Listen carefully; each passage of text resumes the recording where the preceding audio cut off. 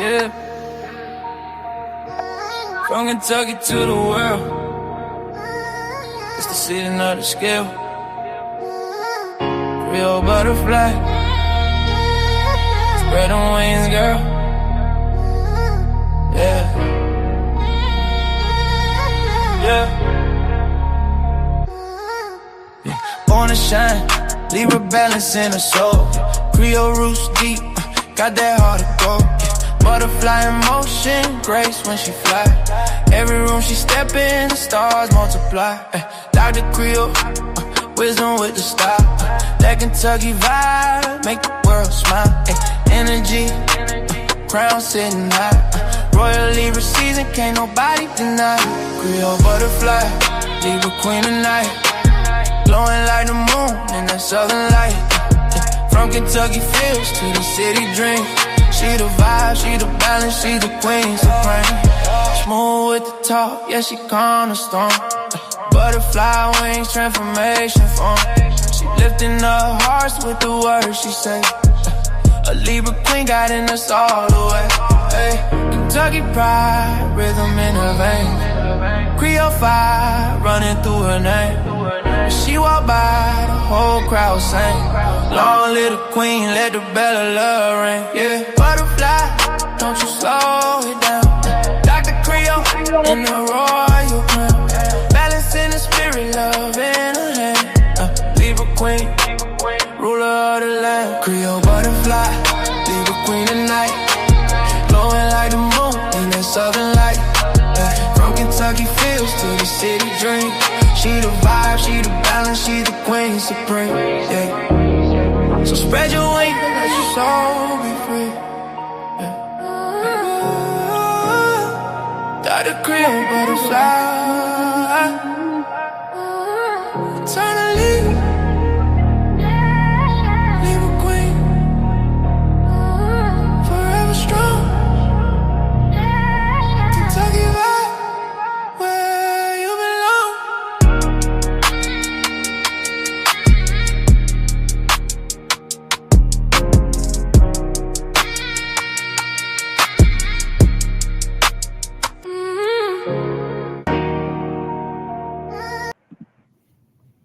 Hey everybody, this is your girl, Creole Butterfly, Libra Butterfly, Coco 929, coming to you from great state of Kentucky, where the women are beautiful and the horses are fast. The horses are beautiful, the women are fast. It just really depends on what you like. I want to say happy birthday, happy anniversary, happy quinceañera, happy bar mitzvah to Lottie Dottie and every darn body under the sound of my voice, even though it sounds weak. Okay. Excuse me. You know I'm the upper of the what? Smooches. So mwah, you get a smooch, you get a smooch, everybody gets a smooch, okay? All right, y'all. What's up, sissy? Hey, Korean. Hey, booze. Yes, y'all, your girl is still in the hospital. Okay. I will not be going home tomorrow. I thought it was tomorrow. First, it was Monday. They said, girl, you out of your mind. So I said, okay, possibly tomorrow. He said, I can't make you no promises. So I won't be possibly going home until Wednesday or Thursday, y'all. They're finishing up another round of an antibiotic through my IV. Oh, by the way, this is my third IV that I just got today. You hear me? Third. Um, at least it wasn't 3 o'clock in the morning, because usually they like to come in at 3 o'clock in the morning to change my IVs. Okay. Oh Lord, so Charlie, I'll tell you some more later, child. Uh, I know, I just miss my bed. But let me tell y'all, okay? Yeah, y'all see the picture of my dinner tonight? I had to fight for them daggone carrots. I had to fight for some carrots. And when I thought about it, y'all bust out laughing. And not because they said I couldn't get them. When he delivered my food, I took the lid off, girl, there's all them beautiful carrots. I said, ooh, child, thank you, Lord. I said, yes. And the nurse said, oh, they gave them to you. I said, yeah, they gave me some carrots. I said, but here's the thing. Who's excited about getting carrots? And she started laughing. I said, I guess me. I guess me is, she is, her right here. Because I was so happy to see those carrots, y'all. And I dialed those carrots. I had a small piece of that dried chicken just to make sure I get my protein. But them carrots and green beans, and plus them green beans had a different type of like, uh, what's that? It's like the thing to give you, it's a no salt, but it's seasoning. Anyway, I had that on them green beans, baby. I told them green beans and carrots up. You would have thought I ain't ate. I'm like, yes, come on with the carrots. So yeah, I had to fight them for my carrots. I had to fight them for my carrots, y'all. Oh my God, that's funny. I swear it's funny. It'll be even funnier once I leave her. When I tell this story, people are like, what? I mean, because, it's just funny. Who fights for carrots? People fight for many things: toilet paper, the date to get released, antibiotic, pain pill. Nobody fights for carrots. So, you know. So, anywho, uh, if I tell y'all to hold on, it's because they switching nurses around, and the nurse will probably come in and introduce herself to me because it's changeover. But I didn't want to keep prolonging this. What's up, Catherine? I hate the hospital chicken. I always pack. I get someone to get. Girl, I got some B dubs. I don't know if you ever heard of Buffalo Wild Wings. I got some B dubs over there. Now, I told my son I wanted them extra crispy. Okay, I fried crispy, no pegs. And I didn't get my lemon on there because y'all know lemon is high in different things. Okay, so when he took the lid off, I said, those are not crispy. He said, you don't think so? I know so. I'm a chef. That is not crispy. I said, don't worry. Whenever I eat them, I have them warm them up. And I want them to warm them up till they start popping. You know, I hate soggy chicken or chicken that's not. I don't care if it's baked chicken. Don't roll up on me with no soggy baked chicken. I'm going to eat my chicken crispy. Okay? So, anyway. But yeah, that was that. And then I got pegs. Didn't want no pegs, but I got pegs. I said all flats. He said, I'm sorry, I forgot to tell him all flats. But I let him slide because the coffee he brought me up, baby, he fixed that perfect. I told him, I said, you know what? I forgive you for everything because this coffee is on the point. You did everything correct. This coffee tastes like I would make it. He said, well, thank you. I said, no, I'm so serious. I said, there's nothing worse than having to have somebody do something you're used to doing for yourself and you know how you want it, but you got to depend on others to do it for you. And then when they bring it to you, they know where what you like, but you can't say nothing because they doing you a favor. I said, so today when you hit this thing and you gave me this coffee, baby, it's like I would make it. So I really appreciate it. Screw it, chicken. I said, because I drink coffee for y'all.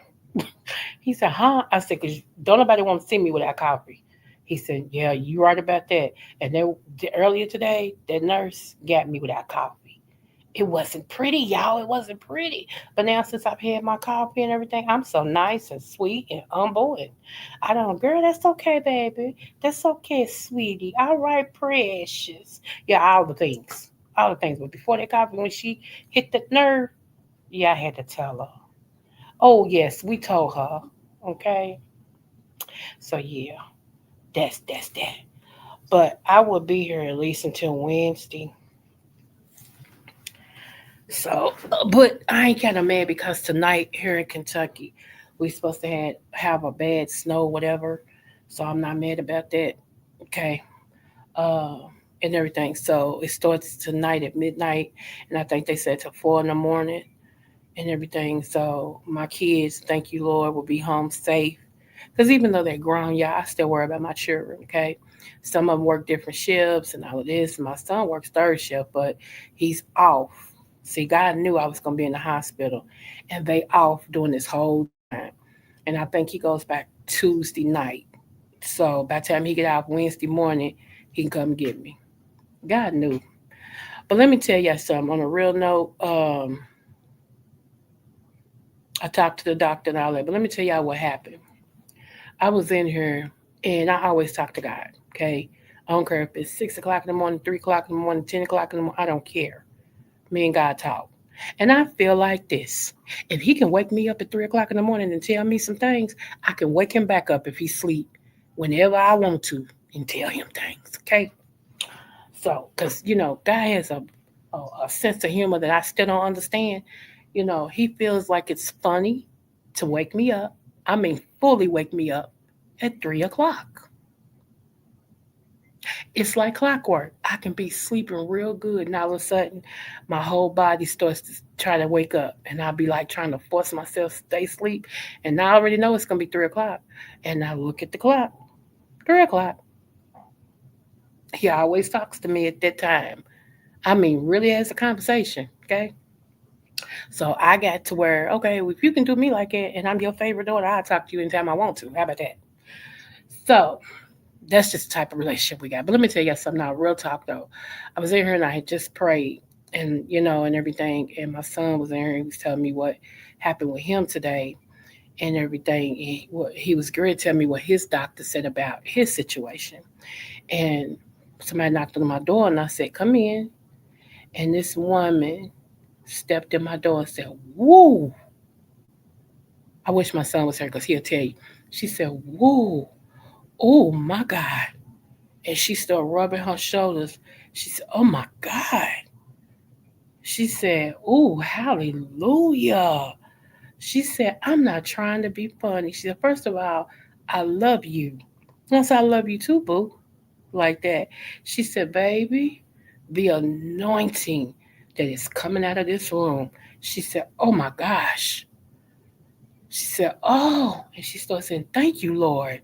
Thank you, God." She said, "I was only supposed to come in and let you know I'm your housekeeper." She said, "But I couldn't shake his." She said, "Oh, honey. Oh, God is on you." And I smiled at her. I started laughing. I smiled at her. And my son was sitting there like, wow, she could feel that, you know. And I said, "Thank you." She said, "No, honey." She said, "Let me say this again. I love you." I said, "I love you too, baby. I really do." I said, "I know people think it's strange. You meet somebody and you tell them you love them. If you got Christ in you, you're supposed to love people." And I mean, she was like, she just, kept on saying it and everything. She said, "I wish you could feel what I feel." She said, "It's oozing from your room." She said, "It's oozing. I feel it." She said, "It's got me shaking, you know." And I said, "Yeah." I started laughing and said, "Yes, ma'am. I understand. I understand." So, but anything, so when she left back out, my son said, "Wow, whoa, I don't even know what to say." I said, "Ain't nothing to say." This is nothing to say. I said, "I told you, I don't play with God. I don't play with him." I said, "When you spend time with him and you try to live how he wants you to live, that anointing is gonna always be on your life. It just is." I couldn't wait to tell everybody that. I was like, I can't wait to tell my people that tonight and everything. That's why when I go to different places, y'all, I don't walk in, "Hi, I'm Doctor this, that, and the other, and blah blah blah." I tell everybody, "I'm Coco. My life speaks for itself. I'm Coco." Now, if I go to preach somewhere, that's different. That I have to, tell them who I am and everything. I don't play with God, and you blessed and okay, you too, sissy, for real. So, um, my my little brother, who's a pastor, he came up here today, and I missed him, so he wrote me a little note on my board, and I thought that was so sweet. Then he texted me. I was like, "Dang, I wanted to see you," and everything. So, you know, I told my mama, I said, "I need to see him, but I ain't gonna tell him I need to see him because I'm only supposed to do what I gotta do if we bump into each other, if he comes up here." And she said, "Okay." She said, "I know when you say that." I said, "Yeah, I gotta lay hands on him. I gotta lay hands on him." So hopefully he come back up here tomorrow and everything while I'm here because I don't think I got nothing to do tomorrow here. I don't think I have no test to take and all this and stuff because when he came, I was taking the test. I was downstairs, so and everything. But yeah, it's just been an experience. It's really been an experience. Um, yeah, I could say a whole lot. I could say a whole lot, but I've had a great experience. I start thanking God more because it was police all up here on my floor, two doors down, downstairs, everywhere. I mean, it was mega police. Do you hear me? And the other nurse came in with my nurse and said, "You see all them police? Wow, all them police here, and what's happened and all this." And my nurse said, "The patient 2 doors down passed away. He was a police officer." And I started praying for his family. And she was like, "Oh wow!" So yeah, so they packing it out because one of theirs, is gone. So I just seen it on the news to where they gave him accolades, said he had passed away from cancer. He had been fighting cancer for 3 years and lost his battle with it. So like I said, and I told my godmama, I was like, yes, the pain has been horrible. It really has. But I'm grateful that I can feel the pain. I said, because it's a lot of people that's on their backs. They don't know if they living or not. They don't know what's going on with them. They can't blink. They can't wash their face. They can't drink their own cup of water. They can't feed themselves. I said, so I dare not complain that I feel some pain, you know. And it's not like this whatever. But I just when you grow in faith and you grow in God, some things you just realize you still blessed. I just took a pain pill, sissy, and everything. So I'm still on the 10. I took a pain pill. So I feel pretty good. And even the pain I have, after the pain pill wears off, is not as bad as it has been. Uh, the doctor came over today, and I'll tell you about that. I'm a text you. I'll tell you about that. Uh, but yeah. So, oh yeah, I had that mask thing behind my ear, and I forgot I had it on. I took it off. My ear feels so much better. Good grief. Oh, it feels so much better. That was tearing my ear up. I'm like, why my ear feel like that? Cause you got the mask still on, though. So, but yeah, they better be treat my sissy right. I crazy. Okay, they ain't know. Shoot, they ain't know. That's all I'm saying. I had my son rolling. I said, my vanilla sister said, don't make her come from Mississippi because she the crazy white girl. He bust out laughing. He bust out laughing. I said, shoot, they old Charlie up here, honey, like it. So, but they had to change my heart monitor like 4 times. Cause I don't know what batteries they use, and I said, y'all cheap. Y'all must got them Dollar General batteries, cause y'all dang sure ain't got no door cell. I ever ready. Cause it shouldn't die like that. This battery done died 4 times, cause they trying to keep up with my heart, make sure it's still beating over here. And y'all look, I took my oxygen thing off my finger. I got tired of it being on my finger, so I took it off and just laid it in my bed. When I got tired of carrying around my heart monitor, I unplugged it. Look, y'all forgot I got medical school, right? I just didn't graduate, but I know about them things. And so she came in, and I was actually gonna plug it back in, but I got to run in my mouth, and then my phone rung, and all this stuff. And so the nurse came in. She said, "Oh," she said, "Cause we lost track of your heart out there, so I can't." I said, "Oh shoot, girl, here it is right here." So I forgot to plug it back in. She just shook her head, and she plugged it back in. I said, "Thank you, I'm sorry." She said, "You're okay." Cause this monitor is heavy than a crap, y'all. It's heavy. And they put the stickies on you, and it's connected to a machine with a cord, and that's what I'm wearing around, and that thing is heavy. So I'm like, yes, I know the beep beeps. Oh my goodness. And so when my infection medicine ran out, it started beeping real loud. And I said, so I just pushed the button, and the lady came on and said, "Oh, I hear it. Never mind. I'll send your nurse." I said, "Thank you." I mean, that thing is loud. Do you hear me? So that's the last antibiotic I'll take by IV. I had to get a whole nother IV to take my last treatment. That's crazy.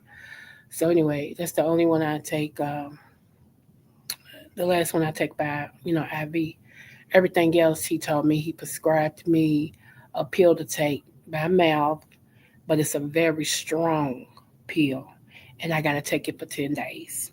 One thing I love about here, I don't know if they do it in any other state, but one thing I love about here at the hospital that I'm at, they got meds to bed, and that's where if you got a prescription that they gave you, so you can feel when you leave the hospital. Well, before you leave the hospital, the pharmacy will bring it up to you. Whatever prescriptions that they filled for you, they'll bring them up to you. Because I remember it used to be a time you get out of the hospital, you got to fast a way to get to the pharmacy and all this and stuff. So now they done start. They've been doing this for about 4 or 5 years now, called meds to bed, to where they send your medicine, they fill the prescription and send it over to you so you can go home with it. So I think that's a good thing. And if all states don't do it, I would advocate y'all for that. I would advocate for them to start doing that because that cuts down on, especially if you're an elderly person, you barely got a ride home sometime and they want you to stop and get all 50,000 pills that you're supposed to take every day. I just, oh, well, I ain't been in the hospital so long. They could. Oh, I'm trying to get this leg up on this bed. Y'all, who chat? They haven't given me my B12 since I've been here. So I looked at the nurse today. I said, I got an issue. She said, oh, okay, what is it? I said, I've been here since Wednesday. She said, yes, ma'am. I said, B12 is in my foul that I take every day, right? She said, yeah. I said, y'all haven't given me not one B12. I said, and my body feels the difference. She said, I bet it does. She said, let me look. She said, okay. She said, you're right. You're absolutely right. She said, I can either order the pill, I can give you a shot. No, ma'am. Because the shot comes with B12, but it starts with a C. The pill starts B12, and that's the best one for you, okay? The pill is B12, and it starts with an M under it. That's the best one for you. So I said, no, I'll take the Metro, whatever it's called. And she was like, okay. So she ordered it. She said, first thing in the morning, we'll make sure you get that. I said, thank you. Appreciate you. Because you got to be your own advocate, y'all. When you in the hospital or when you talk to your doctor, you can't just everything they tell you say okay. You know, you got to advocate for yourself. You got to say, I don't want that one. Like they tried me on a whole lot of blood pressure pills. At one time, y'all, I was taking 3 blood pressure pills. 3, okay? 2 of them twice a day. And I started taking in my own hands. This is when I started doing my weight loss and all that. I started taking in my own hands what to eat to lower my blood pressure and all of that. And so then they took one away because I stopped taking it. Hint, hint. I stopped taking it because I didn't feel like I needed 3. And so I said, you don't, they asked me something about a prescription. I said, you don't need to prescribe that. I still got plenty of that. They said, why? I said, because I don't take it no more. Well, when did you stop taking it? I said, 3 months ago. And they went back and looked at my blood pressure. Was like, whoa, okay. Hold on, y'all. Here they come. No, I'm not. Hold on, y'all.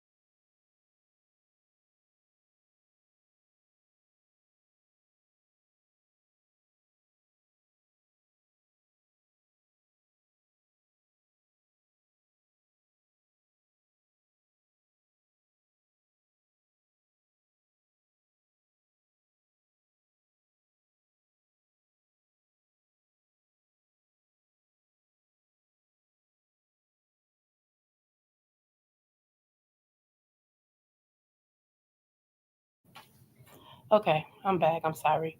Told y'all they would be here because they're switching over nurses. I got my same nurse from last night, so that's even better. And she was like, she was glad she has me. So, yeah, because I'm a good patient. Jeez.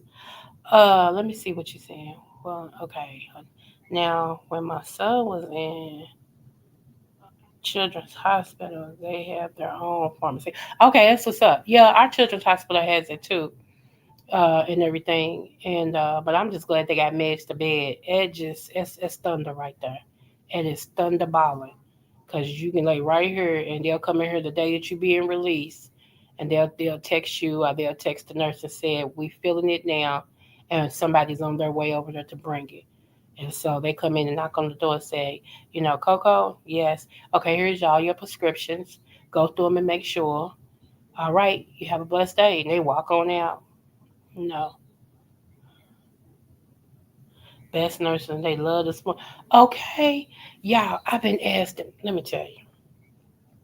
So my nurse is leaving. I said, before you leave, I just need you warm this pack back up and bring me some coffee. She said, I'll make it fresh for you. I said, thank you, boo. So when she brought this nurse in from last night, and I said, you girl go home. I forgot about that. She said, but other than your coffee and the heating pad, the heating pack, you need anything else? I said, absolutely not, because it's not time for me to take that pain pill yet. And she said, okay. I said, all right, I'll see y'all when y'all get back. Yeah, baby ain't fair, but I got it. So, Oh, yeah. Y'all, did I? No, I didn't talk to y'all yesterday. Okay. So I got a covering. I'm a minister, but like I said, when you're a lawyer, you should also have a lawyer.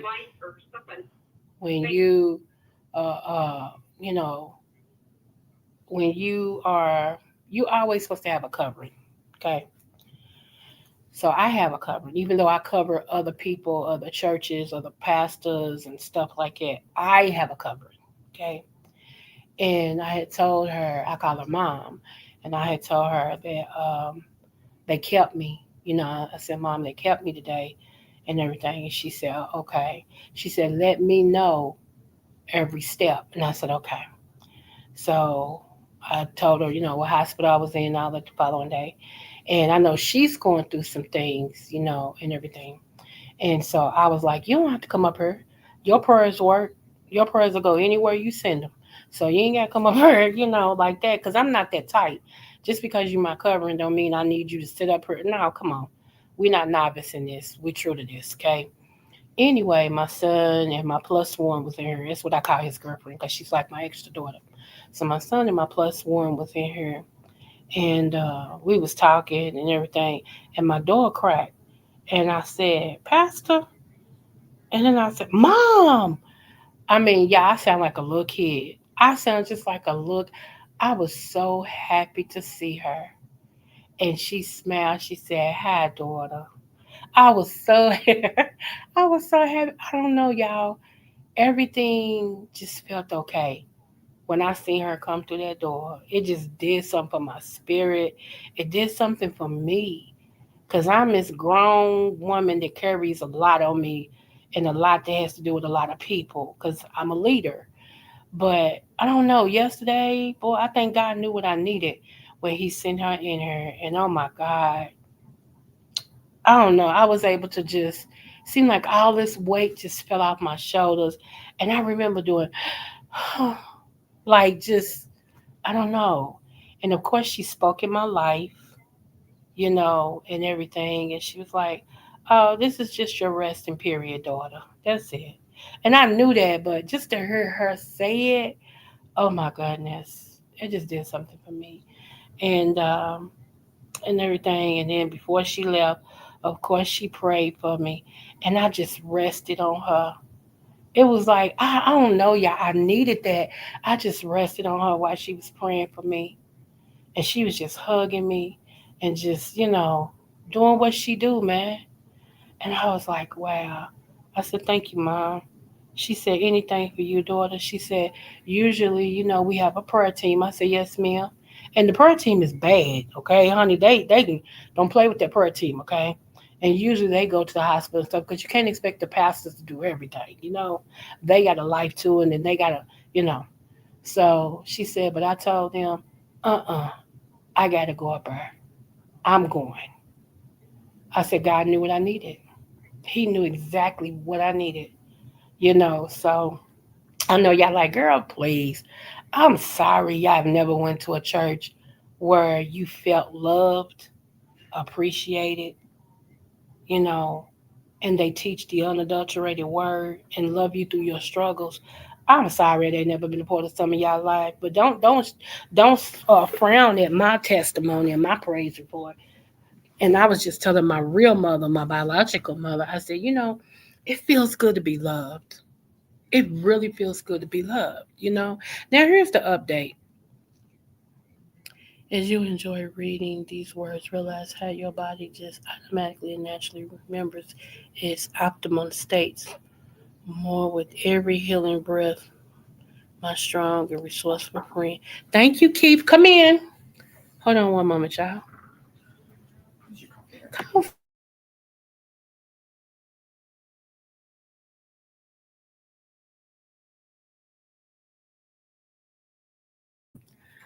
I got my coffee. I got my I'm sorry.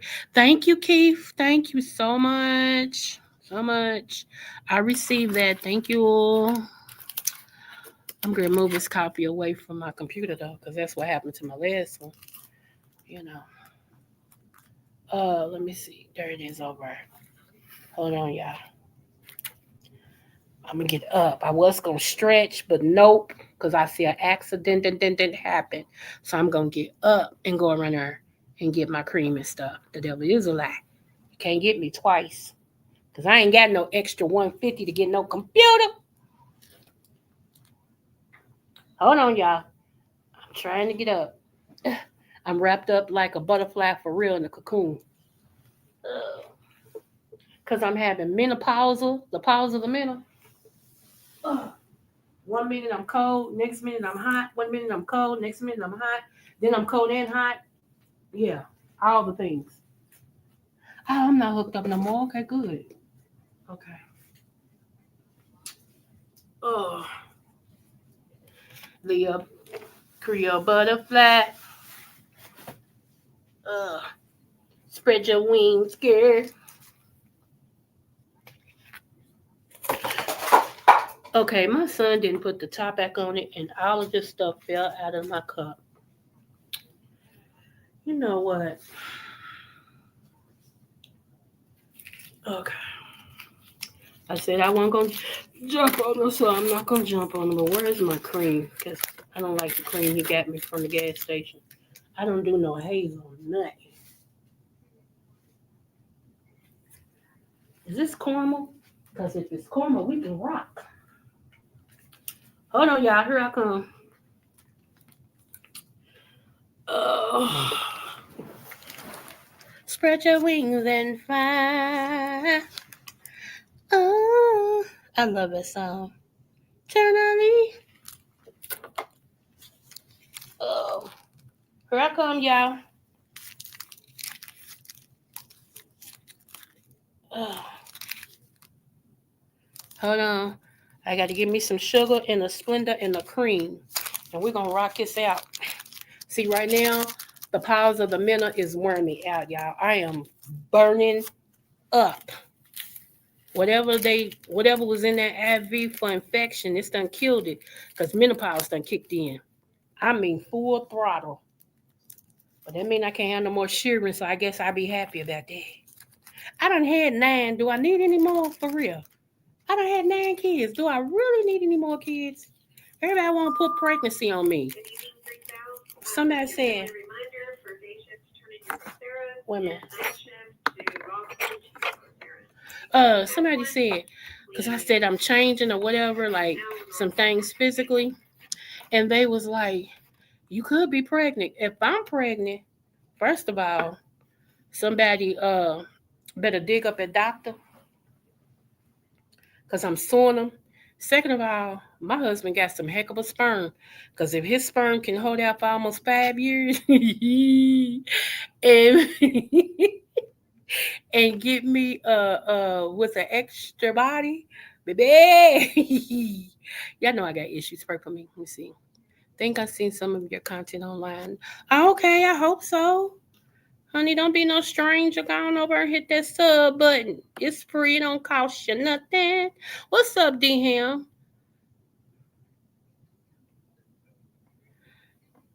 Okay. I didn't get my copy this morning. You know what, Charlie? Like I said, that woman met me this morning without caffeine. Matter of fact, she woke me up saying, "We got to take you down for tests." I said, "I ain't had my breakfast. I ain't used the bathroom. I ain't even had no coffee." She said, "Yeah, but we can't wait because you're on the schedule." Let me tell you something. Yeah, that's how it went. That's how it went. I had a whole attitude, y'all. Not a half of an attitude. I had a whole attitude. Do you hear me? Wouldn't even speak to that woman. But I'm telling y'all, after I sipped my coffee and everything, everything became all right with the world. You know, rainbows, butterflies. You know. Anyway, move on. Let me sip this coffee. They asked me last night, "That don't keep you woke?" Nope. I said, "I've been drinking coffee since I was 4 years old. I have mastered coffee. I know how much will keep me woke and how much won't. And I never go over that amount." Oh, this is hitting a spot. I just hate it ain't time for my pain pill because the heat busts the pills open and gets it in your cells and your blood quicker than if you drink it with something cold. So let me see what y'all saying. I'm sorry, y'all. I'm trying to sip my coffee. One moment. Mm. I don't want no more kids. So the next husband I get, I hope he don't want no kids. I hope he say, I accept because I ain't gonna date no man that ain't gonna accept my kids. That's first of all. But I hope he say, since your kids is grown, baby, let's travel. Let's plan a weekend getaway, something, a something. Cause I don't. And I hope he don't say, I want a child. Can roll on with me, baby. Go on somewhere. Go on, cause I ain't having no more kids. My baby will be 23 next month. What I look like trying to pop out some more kids? I be stupid. It's like a couple of my friends. They waited until their kids turned 18 and come in. Hello. Hi. I'm Madeline. I'll be here at 18, okay? Okay, thank Can I you. get you anything? No, they brought me everything, babe. Thank Okay. you.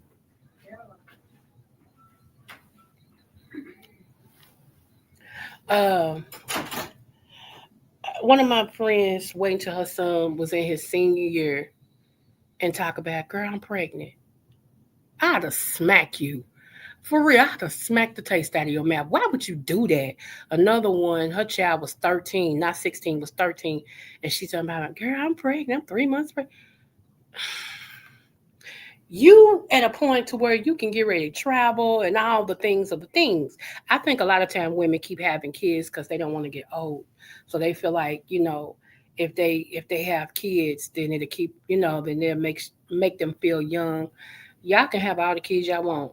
Let me see, breathe in your comfort. Okay, thank you.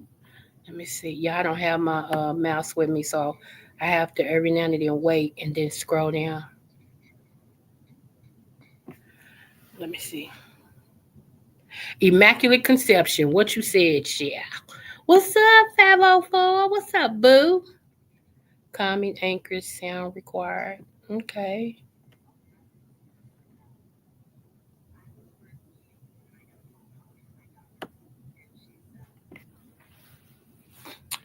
Okay. It comes with the package date. Mm-hmm. But yeah, I will be back teaching. Uh, I'm waiting for. Okay, let me update y'all again. I'm waiting for YouTube to open up my memberships because I feel like everything that I have to give, I want to give to people who really appreciate me, and I know y'all appreciate me because y'all be here, y'all support me, and I appreciate that. But there's a whole lot of people that sit up in the clouds that have yet to subscribe to me and get all the knowledge that I got and apply it to themselves. Some of them do a live and teach it like they thought of it or they said it. And a lot of my butterflies that support me, they know it ain't. They know it's not true. They know where they heard that from. I've had some people to email me and be like, "I heard such and such and say this, and I know they got it from you. I was there when you said it." So people know. But what happens with us small content creators? Sometimes these big content creators come over and stay up in the clouds, up in the sky, and they get information from us, and then they set their lives to do something we done talked about and everybody feels like, oh wow, they said that, they did that. No.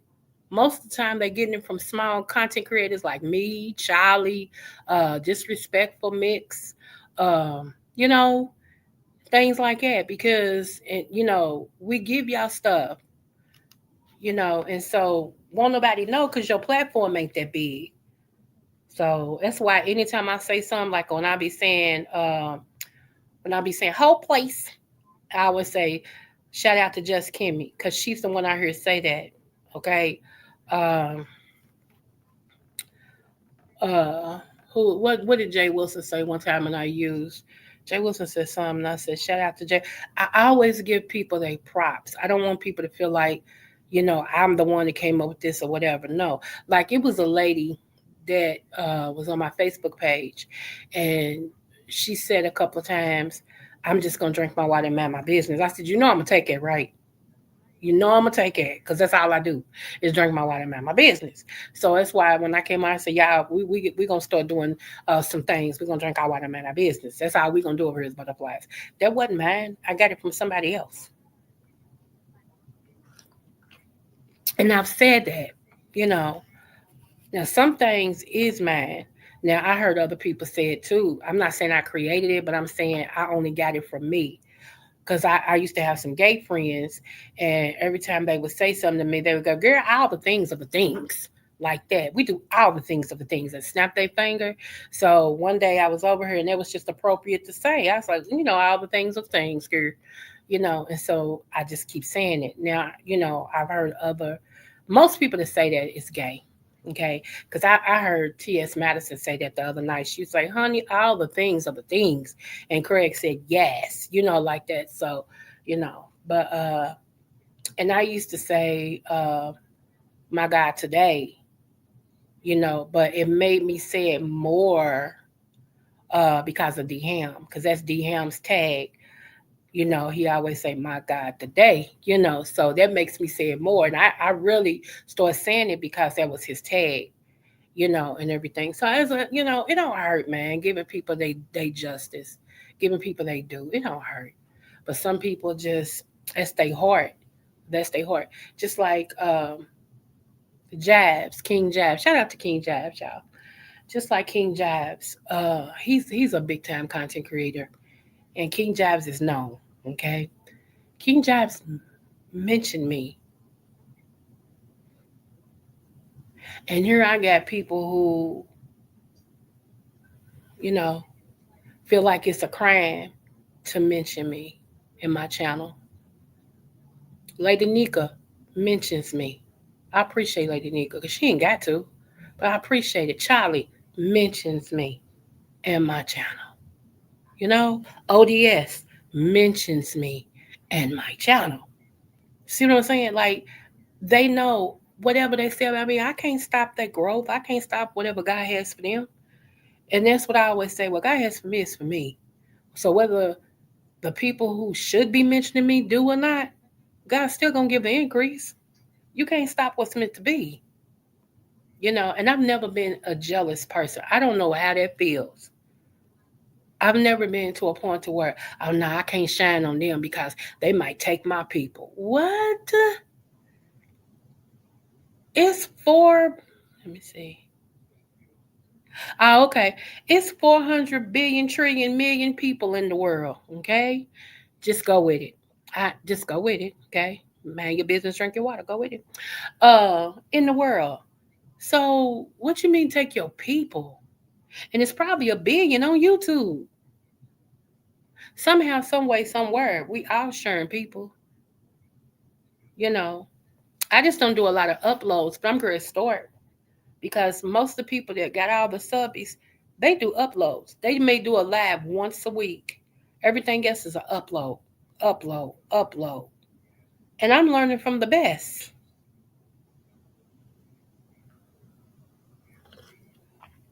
Hey, lady.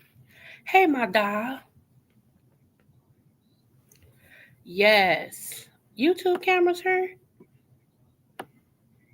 I don't see her, but hey. Hey, camera girl. Let me see. Yeah. My My herbalist, my herbal teacher was Dr. Sabi's student. So yeah, I know about Dr. Sabi. I know about a whole lot of things, of the things, of the things. Okay, okay.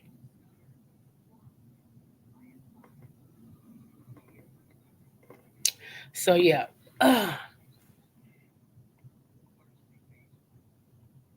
Okay, awesome, awesome. I was stuck in your head. Okay, yeah. But I will say this, y'all. Um, Healing and health is very important. Um, is very important. And we're going to get into more of that, especially when 2026 roll. Y'all, can y'all believe it's almost 2026? My God, today. Okay. Shout out to DM. It's almost 2026. I've claimed 2026 to be an amazing year. I claim it. I stand on it. I'm building on it. Amazing year. Um, Lord, my oldest has been up here. She didn't come today, but she been texting.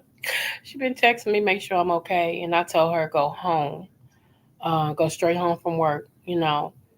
Um, and I know it's right, Charlie. I know that's right. Um, but yeah, so my oldest daughter, um, not this weekend, but the first weekend in January, I'll be going back. I'll be going out of town with her to take my granddaughter back to college.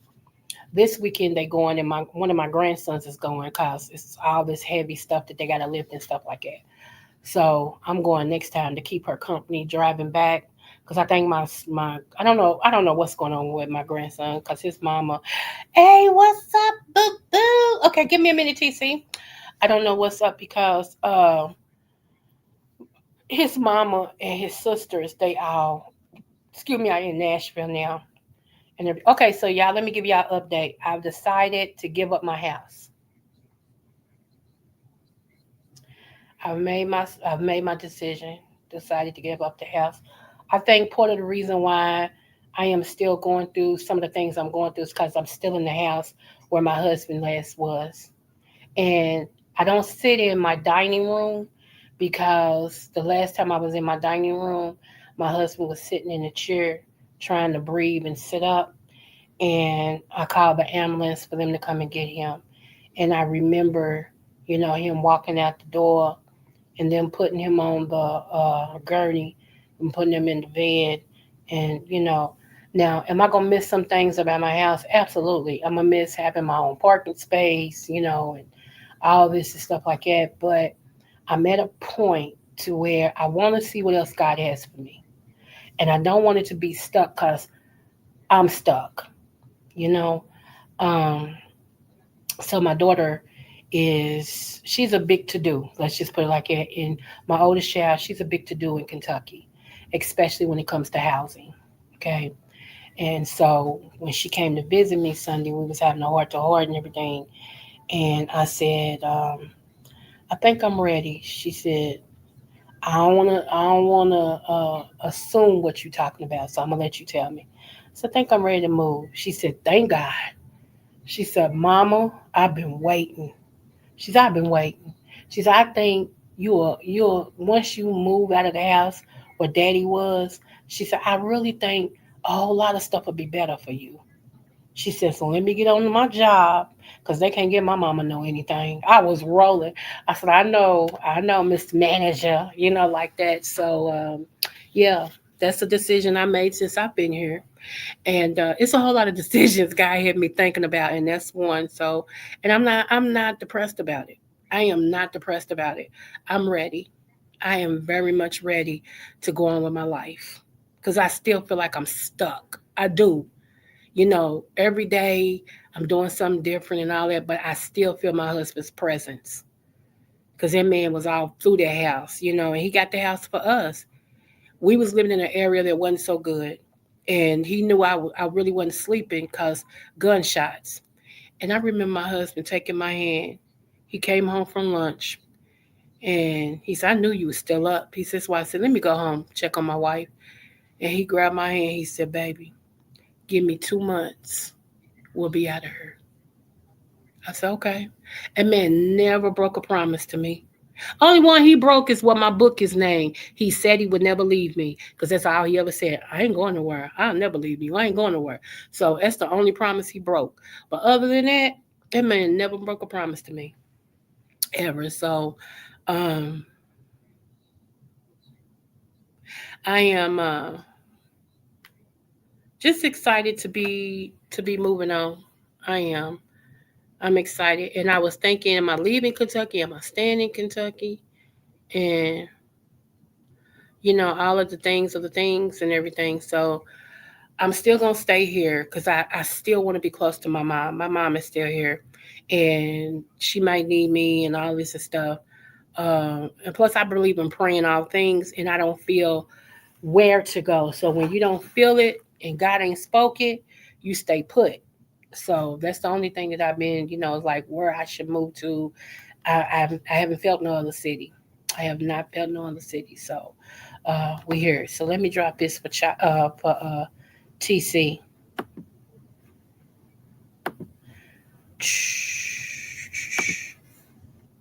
Plus, my daughter, y'all got to meet Kamala. I think it's her name. I always call her Kamala. So don't at me, y'all. I never know how to pronounce her name. But she got to meet her, and she took pictures with Kim Whitley and everything. She was sitting outside, and Kim Whitley was walking up, and she said, "I know you." And Kim said, "Yes, you do," like that. And she said, Can I have a picture?" She said, "Honey, yeah, come on." So they took two pictures together, and she sent it to me. I was like, "Oh, look at my baby." I wasn't even looking at Kim. I was like, "Oh, look at my baby." Because my grandbaby is so beautiful. All of my grandkids are beautiful. All my kids are beautiful too. Well, they get it from a good source. But, I mean, seriously, when I look at my granddaughter, I'm like, wow. When I look at my grandsons, I'm like, man, I'm so proud of these kids. I really am. I got one granddaughter that's named after me and everything. If you sell, put some of that money in savings. Oh yeah, I got a savings account. Mm-hmm. Yep, I already know, boo. Sissy, what's up, TC? What's up, boo? Happy post Thanksgiving Day You too, love. You and too. Thanksgiving weekend and everything that your heart's desire and everything. Thank And to the chat also. Hope everybody had a restful and eventful weekend and all of that good stuff. I congratulate you on making the decision to make this move. Yeah, Yeah, yeah. it's not easy. It's not easy. Mm-hmm. And you're gonna move him right along. And Mm-hmm. don't be upset. Don't be upset. You're gonna be all right. You know what? What's so funny? I'm really excited. I'm Good. excited to see because this will be. Hold on, will it be? Yep, this will be my very first time on my own. Hmm. Okay. Because when I moved out, I got emancipated at 17. Really, it was 16, but it was 3 days after my 17th birthday. So, that's when I went to court. So I got emancipated at 17. So I've been on my own since I was 17. But at that time, the dude I was dating moved in with me. Okay. And so that's why I said this is the first time I've been on my own, you know. Okay. And So, that's true. And that's interestingly enough, that's not unheard of. This is a lot for a lot of folks. I just had a coworker, and she's in the same situation. The first time she's ever been home, alone, not alone, but just by herself. yeah. And she's like, "Wow, this is it's amazing." So yeah, listen, do your big one. You're Okay. keep it moving. And I just want to say hey to Charlie. I see, hey Charlie. But I wanted to come up because basically what you're talking about and what's going on. and what I wanted to say about the book, the Bible here, the Okay. Bible, Okay. because everybody talks about the book of Enoch and the book of Saint Barnabas and all these other books, but they don't talk about the book of Jubilee. Come on. Now Mhm. that's where I've been, but go ahead, go ahead, go ahead. Okay. Yeah, book of Jubilee. Jubilee. We're in Jubilee time. Yes, we are. Okay. Hmm. So for folks who may not know, and just for the replay, and just for those another 50 some odd years down the line, I want you to know that we knew about this. Hmm. And basically, it's Jubilee is one of the books in the Bible that, well, it's not in the Bible, but it was one of the books that was Some in of the the Bible. originals, yeah. Original. It is in the Ethiopian There texts. you go. Come on. Ethiopian, okay. And it talks about 49 years. It talks about 7 years and seven cycles. Yep. And basically, part of that means this is this year, last year, this year, and next year are three crucial years for a variety of reasons. That the universe has opened up, vortexes are opened up everywhere. So for those who have done dastardly deeds, everybody, they're getting it back. Tell the You truth. see Come on. confusion. You see confusion amongst the masses. You see people fighting each other. You see all of this stuff happening, and those people who, well, not unfortunately, but they did it. They didn't want to repent, because see, when people are supposed to apologize, there's more than just that one step. Well, You have to apologize, and then you ask for forgiveness. Then you repent. Then you ask for atonement. So anytime someone, apologizes and then they say, "Oh, I would do it again," if this was next week or whatever, or week after or year after, but I would still do it the same way. Then they haven't learned their lesson. that's it.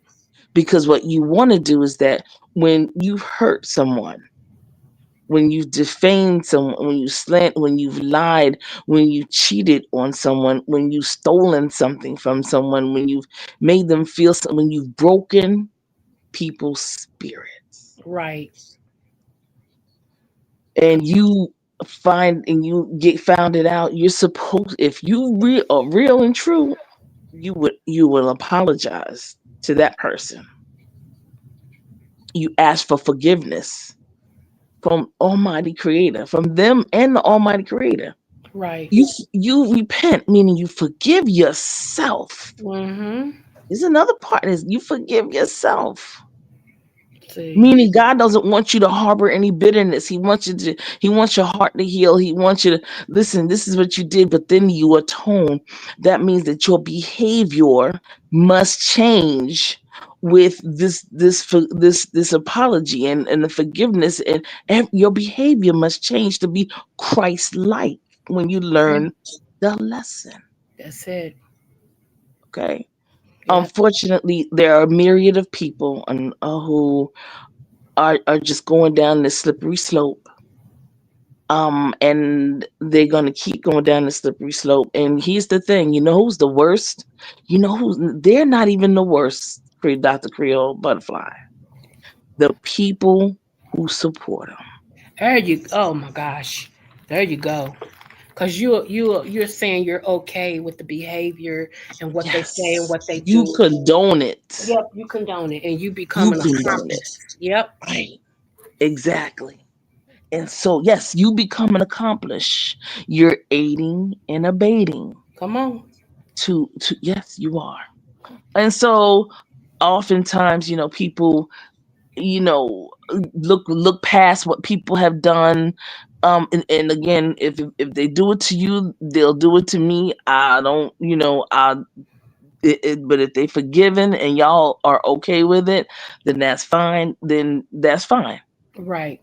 But oftentimes people gaslight the situation. They will unfortunately be a part of the gutter sniping, the undercurrent. You know what I mean? And the Right. undercurrent is really what takes people away. Come on. Okay. If you ever been in the islands or ever been in beaches that have that undercurrent, they talk about that. That In undercurrent Kentucky, we was, have the Ohio oh, River, and we have two. We have the top current and the undercurrent, and okay. everybody survives the top one, but they can't take it undercurrent Yes. because And that's the one that snatches you down. It pulls it's you. the Yeah. one. Hmm. Exactly. So I just say to people, we're in a wonderful place with this jubilee, because I've been a witness to several some of my cohorts who have written to the IRS and written to places asking for forgiveness of their debt. Because see, forgiveness doesn't just mean that you did something to me, like stepped on my toe, or you defamed me, or what. So forgiveness of debt. Yeah. This is the time. See, because this is Bible now. In the Bible, it talks about it. After 7 years, the masters were supposed to relinquish the Relinquish. slaves. Come on. Oh And my your gosh. debts are supposed to be forgiven. And all debts are canceled and obliterated. That's it. You are to start out new and reset your life. See. Okay? So here's what I'm about to say. And because, see, my cohorts, my friends who I love, Hmm. on here and off of here, they gonna be ready. I've been giving and sending information out and Okay. letting folks know I have two channels of my own, Okay. and I've been working my channels and doing some things, and I want folks to know. And this is how you know what you know is what you know is, because first of all, it's Bible. But Right. here's how God confirms things to you. I was in the presence of a president of a bank, a major bank. Most people, when I mention it, they would know exactly where what it is, right? Okay. Okay. And I said to the president, now this is the president. I said, so and so, first name. And a couple of my friends were like, you know him? I was like, yeah, we just met. And see, and the guy was like, "That's cool. We cool." Cause see, when you get like, okay. So anyway, I said to him, I said, "Listen, we're in Jubilee time, and you know that I have a couple of cohorts who have their student loans through your bank." Mhm. Hmm. I said, "Can they write you a letter and ask for forgiveness of their debt? We're at the end. We're at the end of our cycle, and next year you can write it off." He said, "Oh yeah, of course." He said, "No problem." Come on. Come Tell on. me. I said, so I'm like, wait, okay, wait a minute. I said, give me. How do you want them to do it? You want their name? You want to email it? You want them? What do you want them to do? He said, here, take my email, and here's my cell phone number. Now. Come on, Okay. TC. This is not no, this is not like, like every city has their own little smaller banks and stuff like that. Hmm. No, no, no. This is one of the nation's banks. I put it that way. It's not called Nations Bank, but it's one of those banks Yeah, that I are, want to say something after oh, you finish. Go ahead. okay. And so, yeah, one of them did it already. Zero balance. hmm See? Hi, I, yeah. I I I talked to another content creator, which when you hear the name, you're gonna be like, oh my god, yeah, yeah. And I told them to do the same thing, and they did that with their where they are in the section of the United States that they're in. Okay, Okay. and they wrote to their folks and asked for forgiveness of debt, and they wrote from their heart, just a one pager. And she told me, she said that she was just checking, because she had some things that she needed to do, and she's getting ready to move. So she was getting some stuff done, and they said, oh, your student loans are zero balance. She was like, what? Wait, who, me? They Look were at God. like, Look at God. the housing counseling people. Oh yeah, it's zero balance. Girl, she said she broke down, got on her knees, I know that's right. Come on now. Come on. $77,000 and all of that. And then she just prayed. She was just praying, crying. They was like, "Oh, is everything okay?" People was coming over, and they was. She was like, "Yes, everything is perfect. It's perfect. It's fine. It's God is good. God is good." Okay. But the bottom line is that, let me say this: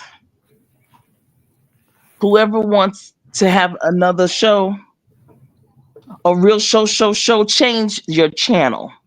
Now, I ain't giving them that. Mm-mm. Cause Okay. you know what tripped me out about that, and I always say that, people, cause my channel wasn't a beeping channel, a cussing channel. I don't mess with people like that because I have supported that. That's where I come from. Hmm.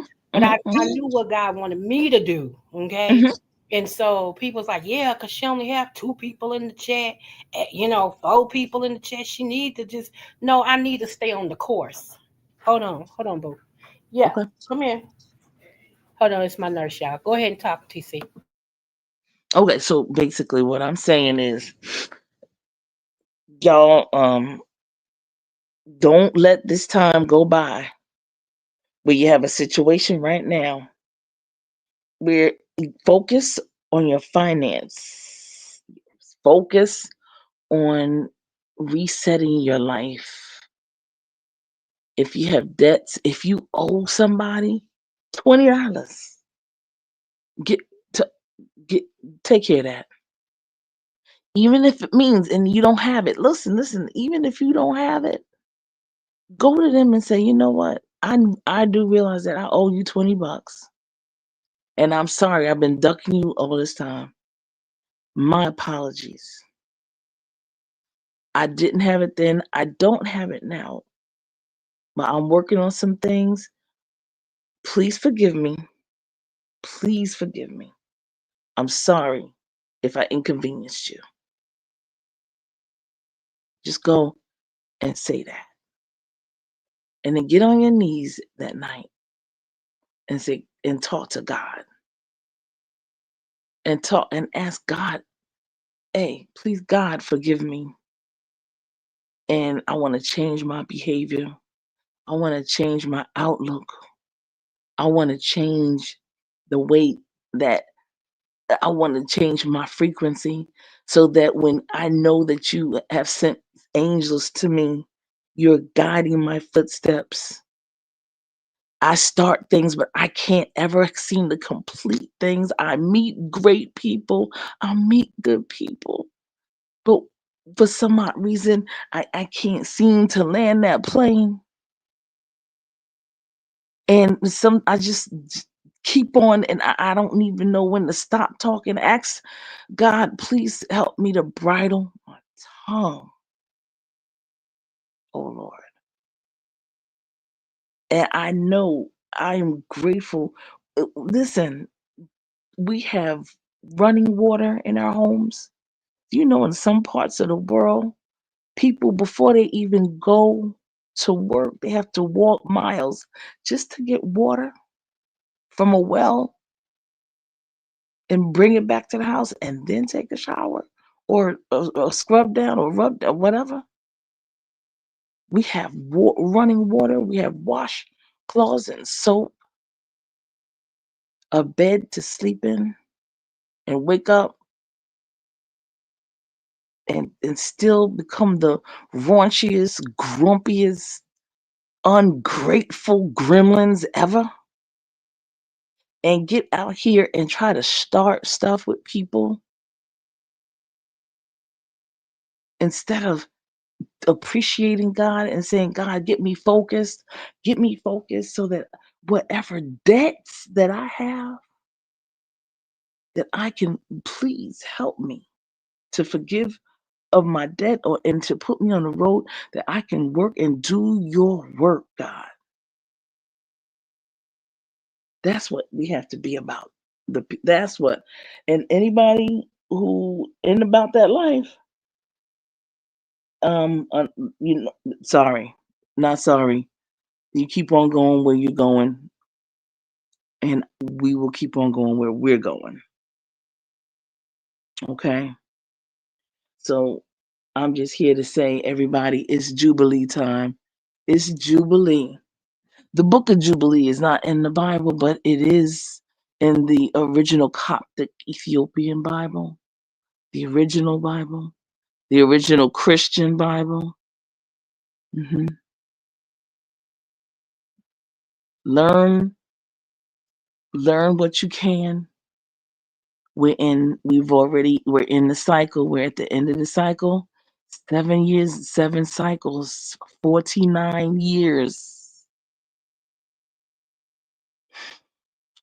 49 years. 2023, 2024, 2025, 2026. Get into it. Get your stuff. Get your thing. Get your mind right. First of all, get your mind right. Everything's not entertaining. Everything's not cute. Everything is not when you are of age and you grow up, you act your age. Okay.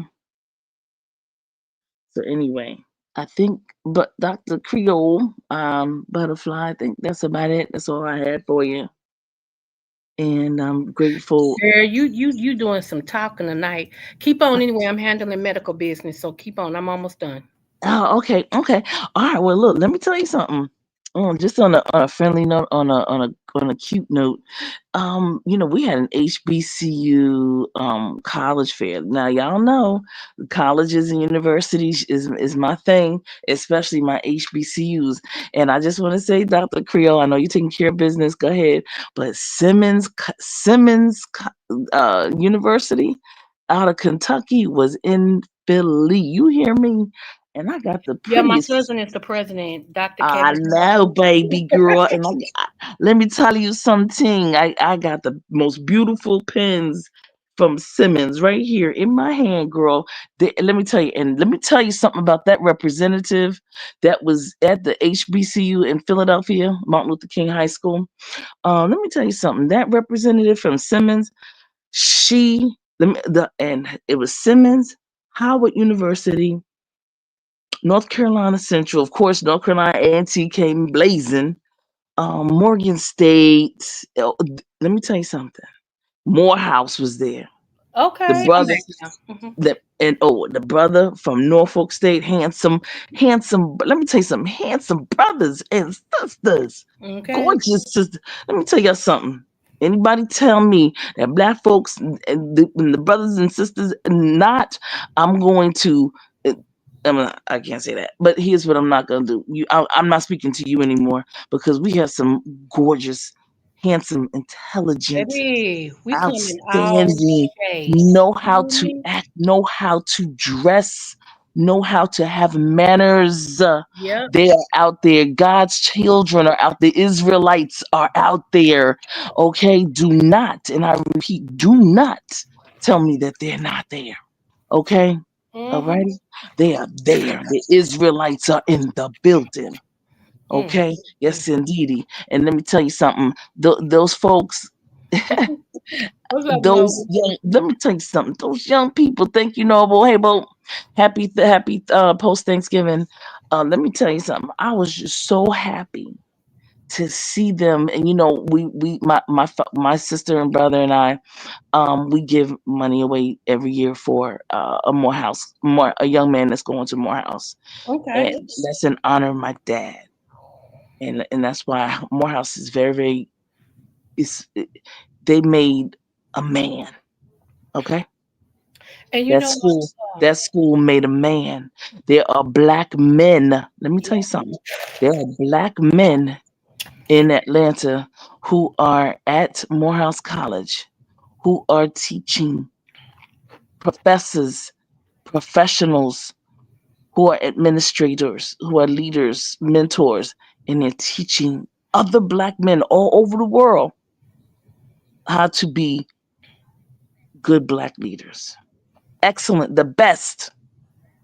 And you could tell by the way they stand. You There could tell. you go. I can tell when I saw the brothers a couple of weeks ago, here in Philadelphia. I saw them from afar. Okay, Yay. and I have 4 eyes. And I saw them, and I saw a whole bunch of other You. whole bunch of other huckabucks. And I was Yeah. like, wait a minute. I was like, wait a minute. Look at those young men over there. Mm-hmm. And then their professor, chocolate brother, he looked like Avery Brooks. Let me tell you something. Okay. Um, And the brother was, and I'm gonna let you go, Doc. The brother was a Q, and he was intelligent, and he was so awesome with my brothers. You thank hear you. me? That's my thoughts. Mm-hmm. Strong man. You hear me? And on and on. And my little cousin, I did not know that my little cousin was at Morehouse until like in March.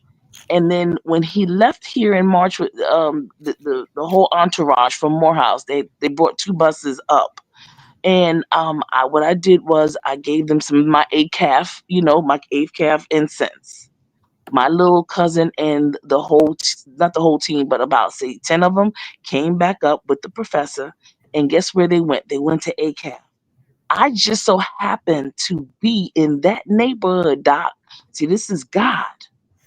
And I said, let me go because I wanted to pick up some presents because I was going to take some stuff to a person's house for Thanksgiving, for having me for Thanksgiving. I said, Mm-hmm. let me go get some things. I went in there and I see those brothers, and I'm like, wait a minute. They're wearing their leather jackets. I'm like, wait a minute. Where's the invasion? And then he came over. He was like, cousin. He said, I came back because you gave us those incense. And that's why I say this is God working. And I'm so happy. I'm just so proud of those young men. And you know what they do? They tell the sisters, the women, they tell the mothers, okay, listen, mothers, I know you're loaning us your boys for a little while. But when you get them back, they're going to be men. Okay? And they tell them after a certain they're getting ready to go through their rites of passage, you cannot be a part of this. And you should see it. The mothers be mad, they be fussing, cussing, all kind of stuff. But let me tell you something. They've been doing that for over 100 years.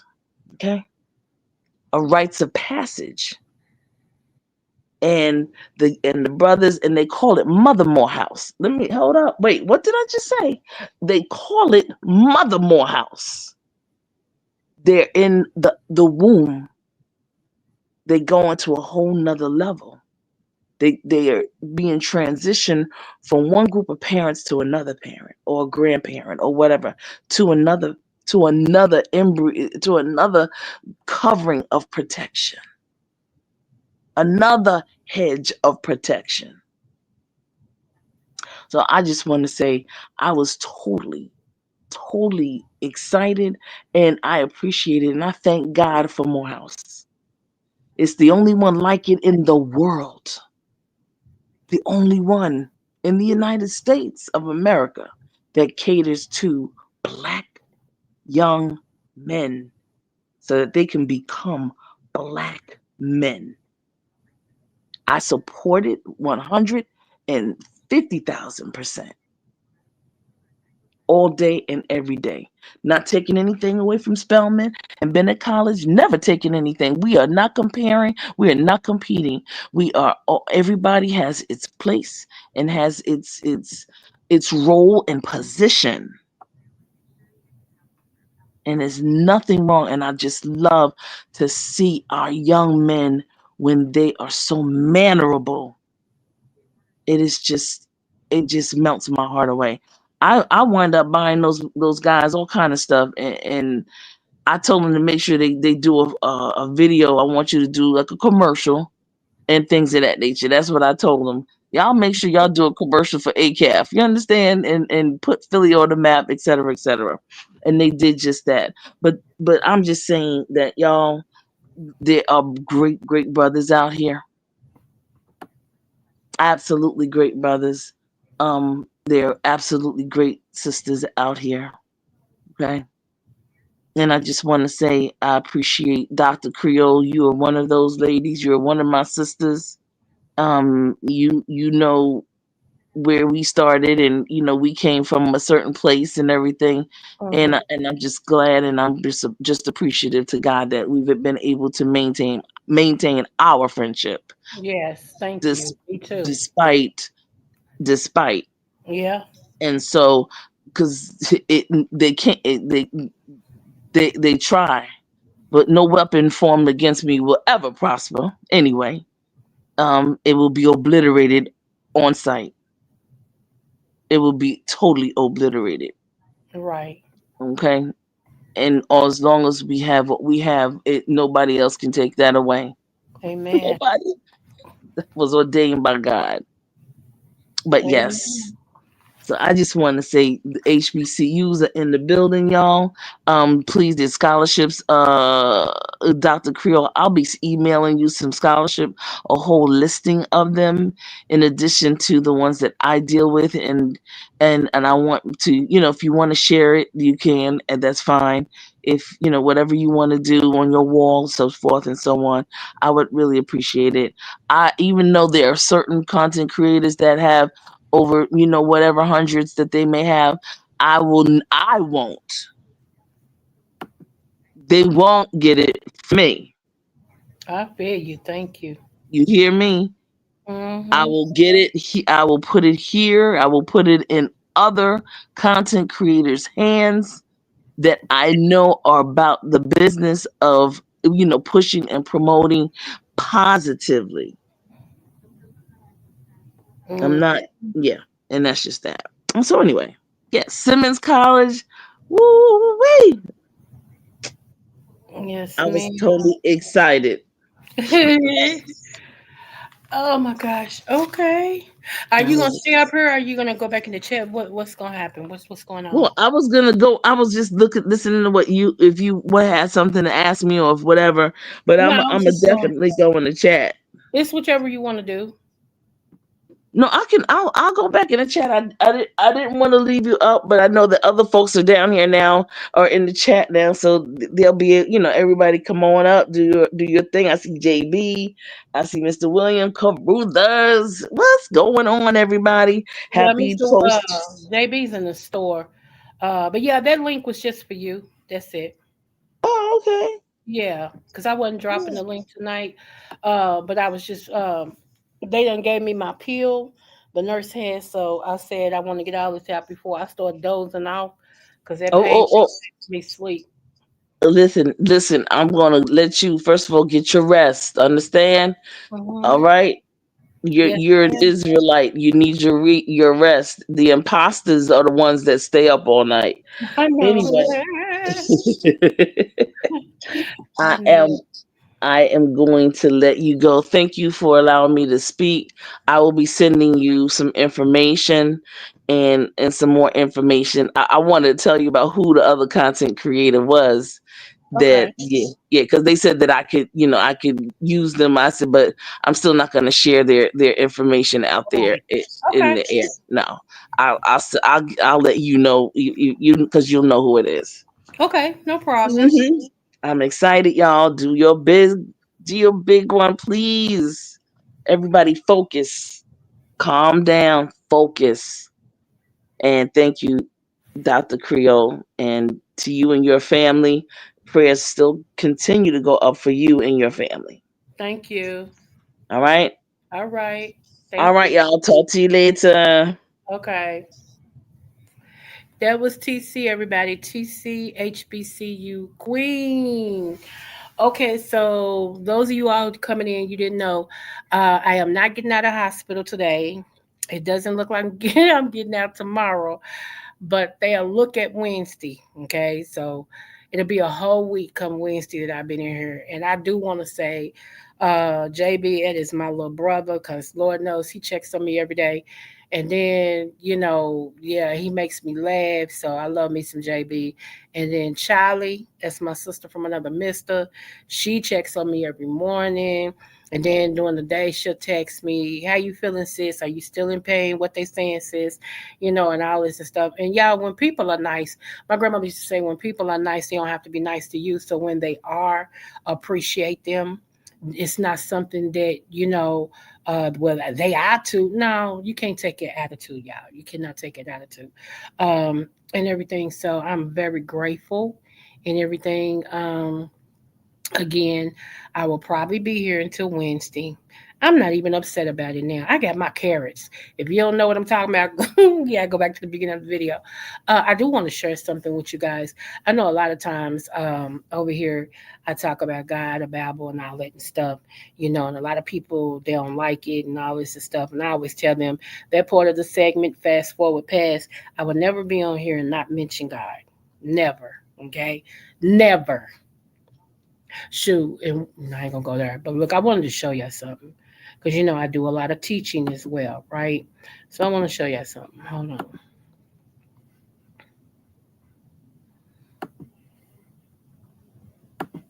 right here. Y'all see this on the screen? Let me scroll down a little bit. Scroll down.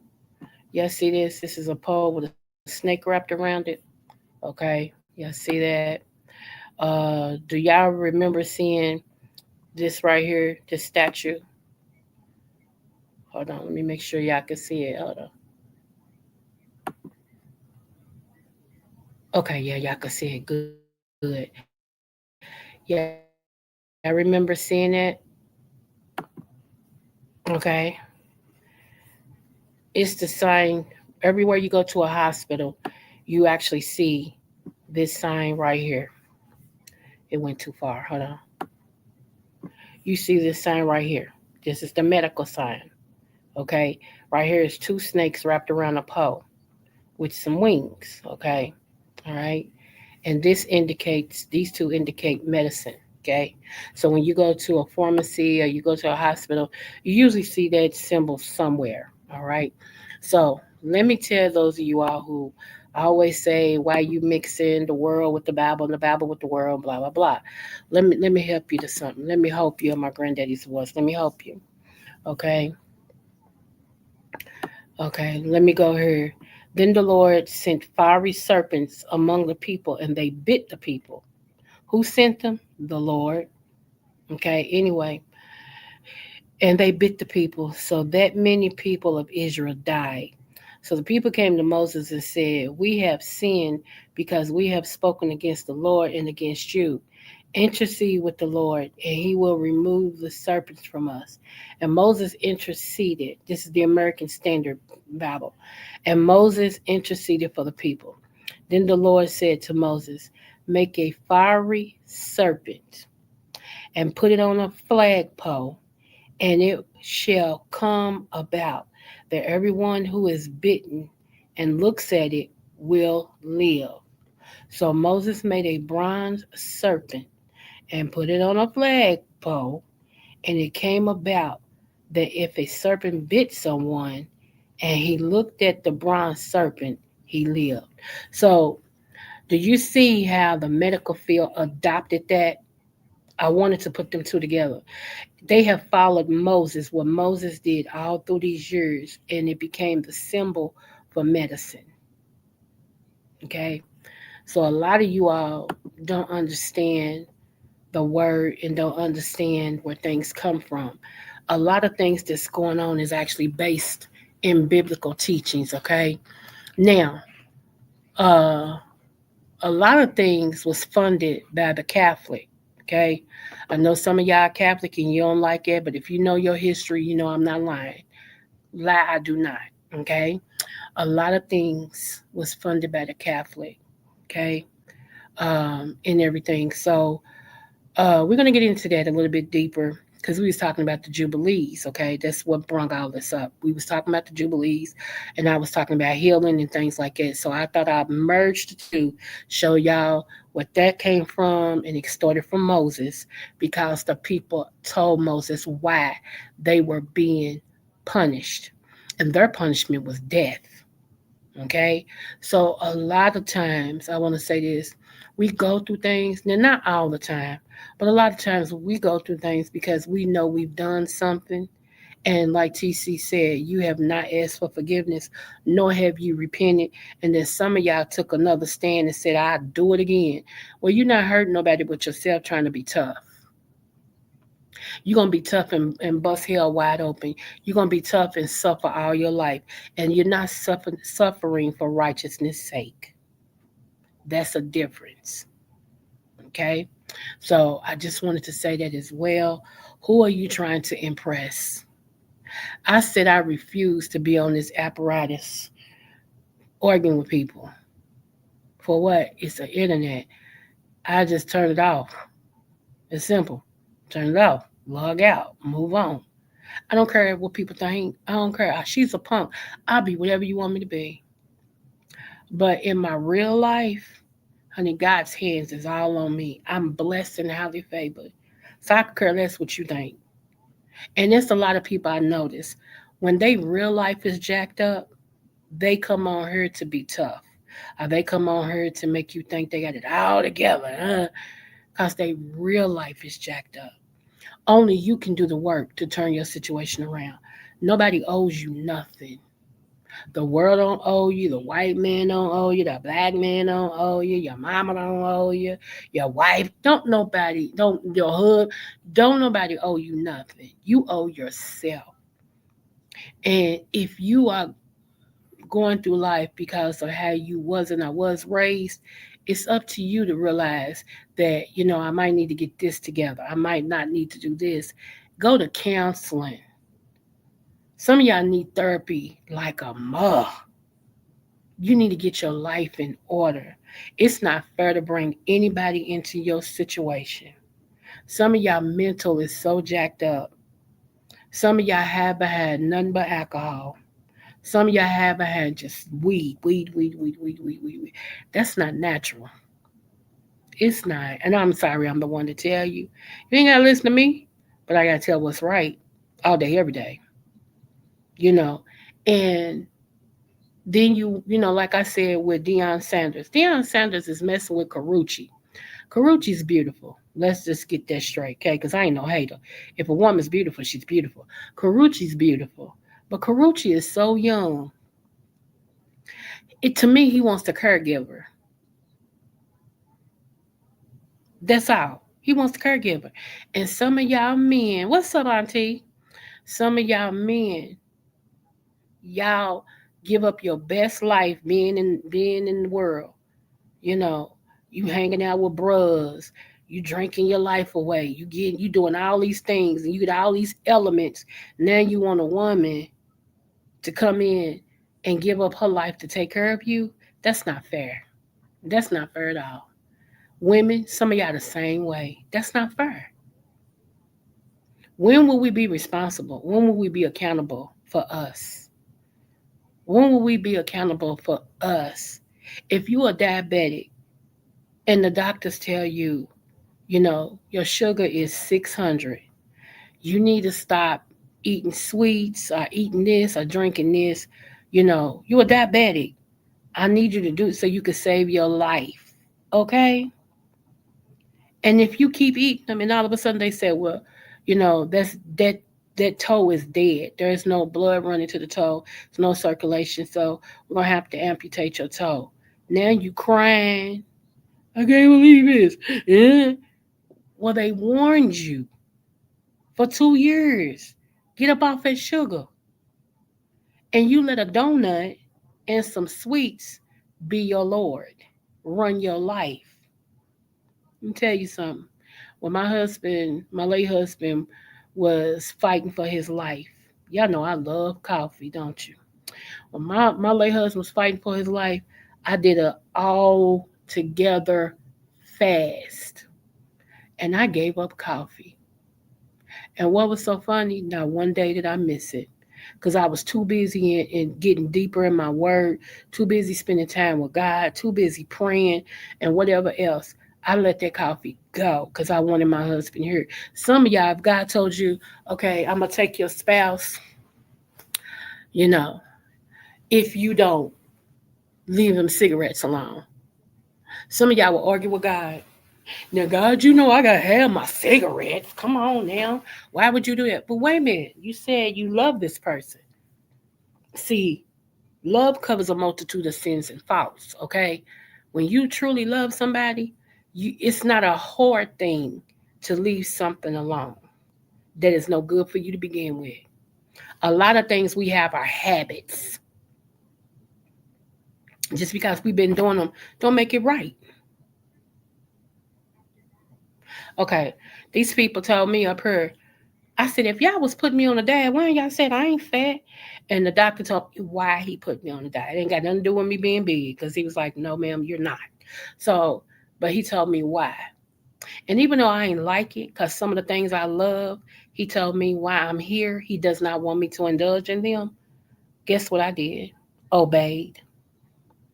Because nothing has control over me but God.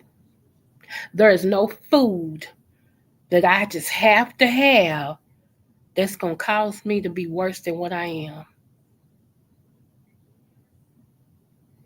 And as much as I love coffee, had he said, I need you to give up coffee while you're here, it would have been hard. But baby, I have control over me. I have willpower. Oh, I need to give this up so I can go home. Take it. I don't want another sip. There you go. See, and a lot of people just don't have that. They just, everything is an excuse why they do this. Well, I drink because I smoke weed because I'm in so much pain. But you won't switch doctors. You keep going to the same doctor who ain't helping you get better. Keep prescribing you the same medication that ain't working. You keep taking it, knowing you're not better. You won't look for another doctor because it takes too much work. Well, it take me 2 months to get a new doctor. Okay. Some of y'all just don't understand. I just really don't understand. Some things don't take God. It takes common sense. And that stuff that he gave us, some of y'all has depleted. Some of y'all, got plenty. And if I could give some of mine to some of y'all, I would, because a lot of y'all ain't got no common sense. You know, nothing should have that much power over you and it's harming you. Okay, I'm gonna say that again. Nothing, let me tell y'all, let me tell y'all. One of my granddaughters passed away earlier this year. I was so shocked. And how she's my granddaughter, it's not by blood, but my child married somebody who was her biological. So, and she took care of her for like 4 years. So, of course, she became my granddaughter. Everything we gave my other granddaughter, we gave her. Anytime she wanted to spend the night, Nana, can I spend the night? Yep, that was my granddaughter. Well, we knew that she had passed away. And they called me and was like, she passed away. We're gonna have her funeral on this day, blah blah blah. And I said, okay, I'm going. I don't care how much pain I'm in, I'm going. I gotta celebrate this baby. Okay, so fast forward. I just found out in the last 48 hours that my grandbaby passed away from AIDS.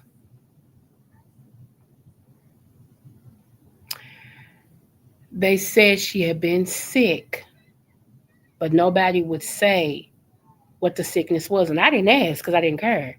My thing is she's gone. You know, when she was with our family, she had structure. My child didn't play all that craziness like her mammy did. And I knew when she went back to her mother, I said, this is the worst decision ever. But I understood why my daughter was like, nah. And it wasn't because of her, it was because of the daddy. Okay. Long story. I ain't getting into that. My point is, she went back to her mother. That was never no good, wasn't no good type of mother, which is how my daughter got in the first place. Okay. Um, she went back to her after 4.5 years. All that structure that my daughter gave her, all the rules and regulations, and all this and stuff, her mother didn't care. She didn't care. So my granddaughter started dating some dude, and he got her strung out on pills.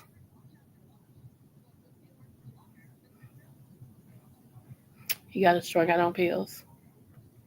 And he gave her AIDS. Let that sit in. He got her strung out on pills. Her mama didn't care nothing about her dating and all this. He got her strung out on pills and he gave her AIDS. And that's what she ended up passing away on. She ended up passing away due to AIDS, complication of AIDS. And I'm saying all that to say this. Some of y'all gonna pay for the non-parenting that you've done. Uh, some of y'all gonna pay because your kids cry for the love and attention of their parents and they don't get it. There will never be a time that YouTube is more important than me being a mama. And my kids are grown. But if my child called me right now, like I said, my baby be 23 next month. If my child called me right now and said, Mama, I know that voice, I'd be like, yeah, I gotta go. My daughter on the phone. Talk to y'all later. Smooches. What's up, baby? I just don't get some of y'all. I don't. And then some of y'all so worried about YouTube fame and fortune. I can always tell when your life is jacked up. You too busy worried about YouTube. Yeah, your numbers ain't 1,000. Your numbers ain't 2,000. Your numbers ain't this. Okay, you right. And what is that supposed to do? Congratulations that yours is. But baby, when I hang up this thing right here, I got a full life. I got a wonderful life. Y'all know I'm a preacher too. So numbers don't mean nothing to me. I've preached to 2,000. I've preached to 500. I've preached to less than 500. I've preached less than 10. So I've been over numbers. They don't mean nothing to me. I keep telling y'all, some of y'all, some things that you've done, like TC said tonight, if you don't say I'm sorry and repent and renounce, because that's the key, it's gonna come back like a Mack truck and hit you. And some of y'all may not hit you, it might hit your kids.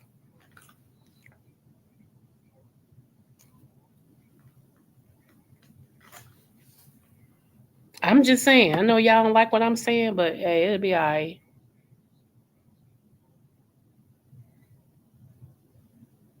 Right. I agree with you. Let me see.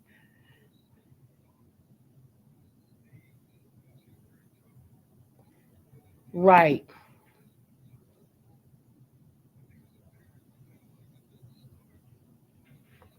Thank you, boo. Thank you. When I heard that this week, it did something to me. That child was beautiful. I put her obituary picture on here.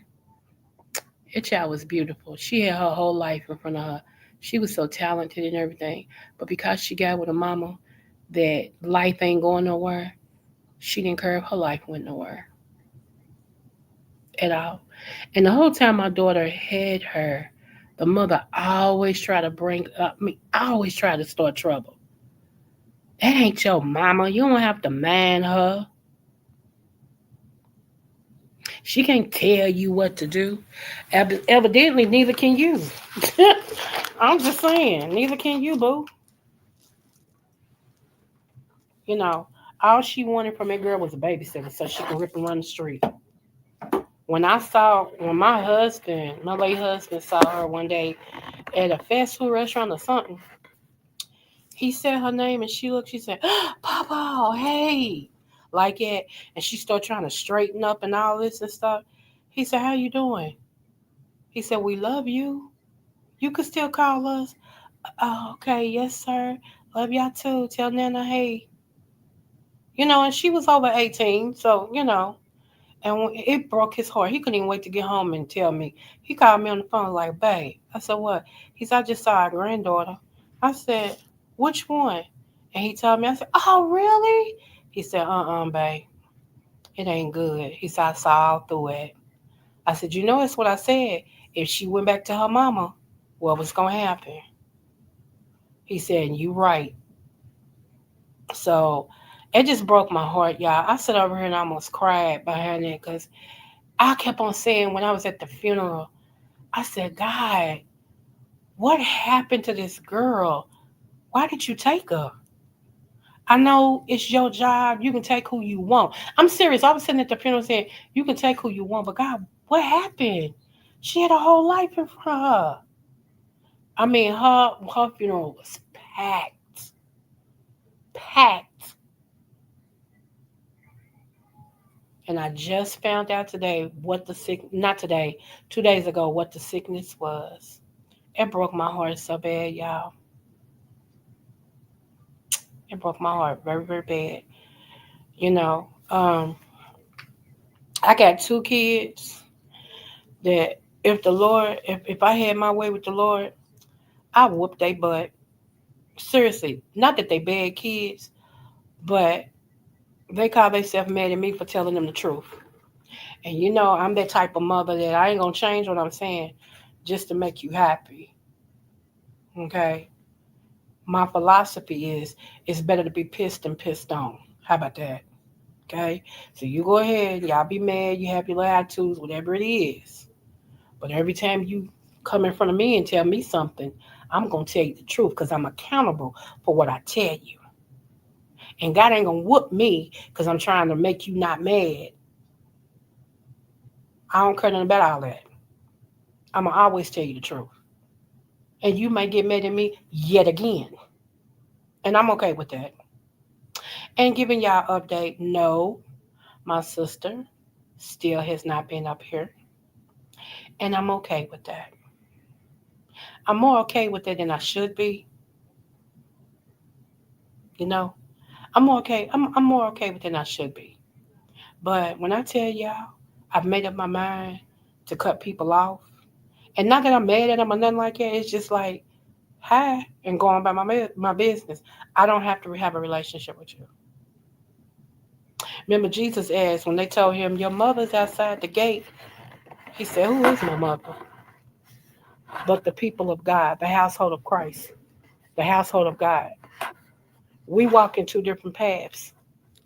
I don't expect you to come up and see me. Let me tell you something. First time my sister came to my church, as I told y'all, I'm a pastor too. First time she came to my church, everybody had started talking about my church. I had church on Saturday, which is the Sabbath day. Y'all argue with that with your mama. I argue with it with your pastor. Don't argue with me because I can show you, okay? So my church was Saturday. It started at 9 o'clock in the morning, you know. And I remember she shocked me because she came in and a friend was going through a whole lot. And she told this friend, I know one true church. I'm going to take you to this church. And she came in and brought her friend. And I was shocked to see her, but glad to see her. And so anyway, we got to the point to where if anybody needs prayer, come up and I'll pray for you, you know. And her friend came up and the God just started speaking to me about her situation. I didn't know the girl, didn't know her from Adam, didn't know her from that church that, you know, was sitting in my church. Um, but God began to show me some things. And I began to speak. And I mean speak. And I was speaking so much about her life and so on point and so truthful. That girl broke. She started crying and shaking and all of that. Okay, because God don't lie, men do. Okay, so you know and everything. And so I said, "Can I pray for you?" And she said, "Yes." And so I began to lay my hands on her and pray for her. And God really began to reveal things then. I laid my hand on her stomach and a whole bunch of stuff. I ain't gonna get into all that because that's her business. But a whole bunch of stuff began to manifest and all this and stuff like that. And so after church was over, my sister hugged me because I was closing up the building and all this and stuff. I was like, "Well, sis, good to see you, boo," And she said, you too. She said, but I'm gonna be honest with you. I said, what? She said, I won't be back. I was like, why? She said, She said, I know you my sister. She said, and I know you don't play with God, but I've never seen God use somebody like that. She said, I won't be back. And she never came back. Never. So the closer I get to God, the deeper I get to Him, the more my sister backs up. So I'm not going to fight nothing that's meant to be. When God is ready for us, if He's ever ready for us to become real close or whatever, He'll do it. He'll do it. And I'm okay with it. I've prayed, God, whoever's not for me, whoever wants to harm me, move them away from me. And so now that He's done it and He's doing it, how am I get mad and talk about blah, blah, blah? This is what I asked Him for. Some of y'all scared to be like that with God because you're scared to be by yourself. Why you scared of you, I have no idea. But that's crazy. That's crazy. Some of y'all alone because you know you jacked up. And if somebody was with you, they would see how jacked up you are. Ain't got nothing to do with God. Excuse me, you jacked up. You're messed up. You're kind of crazy. You're going through some things, okay? And that's why. That's why. Because you know, if you bring somebody in that chaos, come on, let's talk about it. If you bring somebody in that chaos, it's going to expose who you told people that you are, who you trying to show people you are. So you rather be by yourself. It might be the best, but I wouldn't go through this life suffering or being by myself. It's not good for man to be alone. God did that for a reason. God said you need a suitable mate. I've never seen a time where men, instead of getting help to be better, instead of bitter, they're choosing to stay bitter by themselves and they don't want a woman. And that's kind of crazy to me. It's just weird. And I'm like, hmm. But I'm seeing more and more men. And when I listen to why, it don't make no sense. But in their world, oh, it makes sense. When a person you just can't reason with some people. You just can't. You just gotta hope that they'll figure it out or that God, will show them the way. Let me see. It's my inner peace that has kept me along with the love of God to allow me to be at peace in trying times and understand. I know that's right. I cry for the younger generation. They are so very lost. And some of us as parents and some of us as older people who has a chance to speak into a child's life, we're gonna suffer for that. You will know which one you're supposed to speak to. All of them you can't talk to because not all of them are gods. Just like I keep telling you, not everybody's God. I heard people say all of us belong to God. Really? You won't tell God that? Because if that's the case, why did He tell Noah and his family to get on the ark and kill the whole world? I wait. Make it make sense.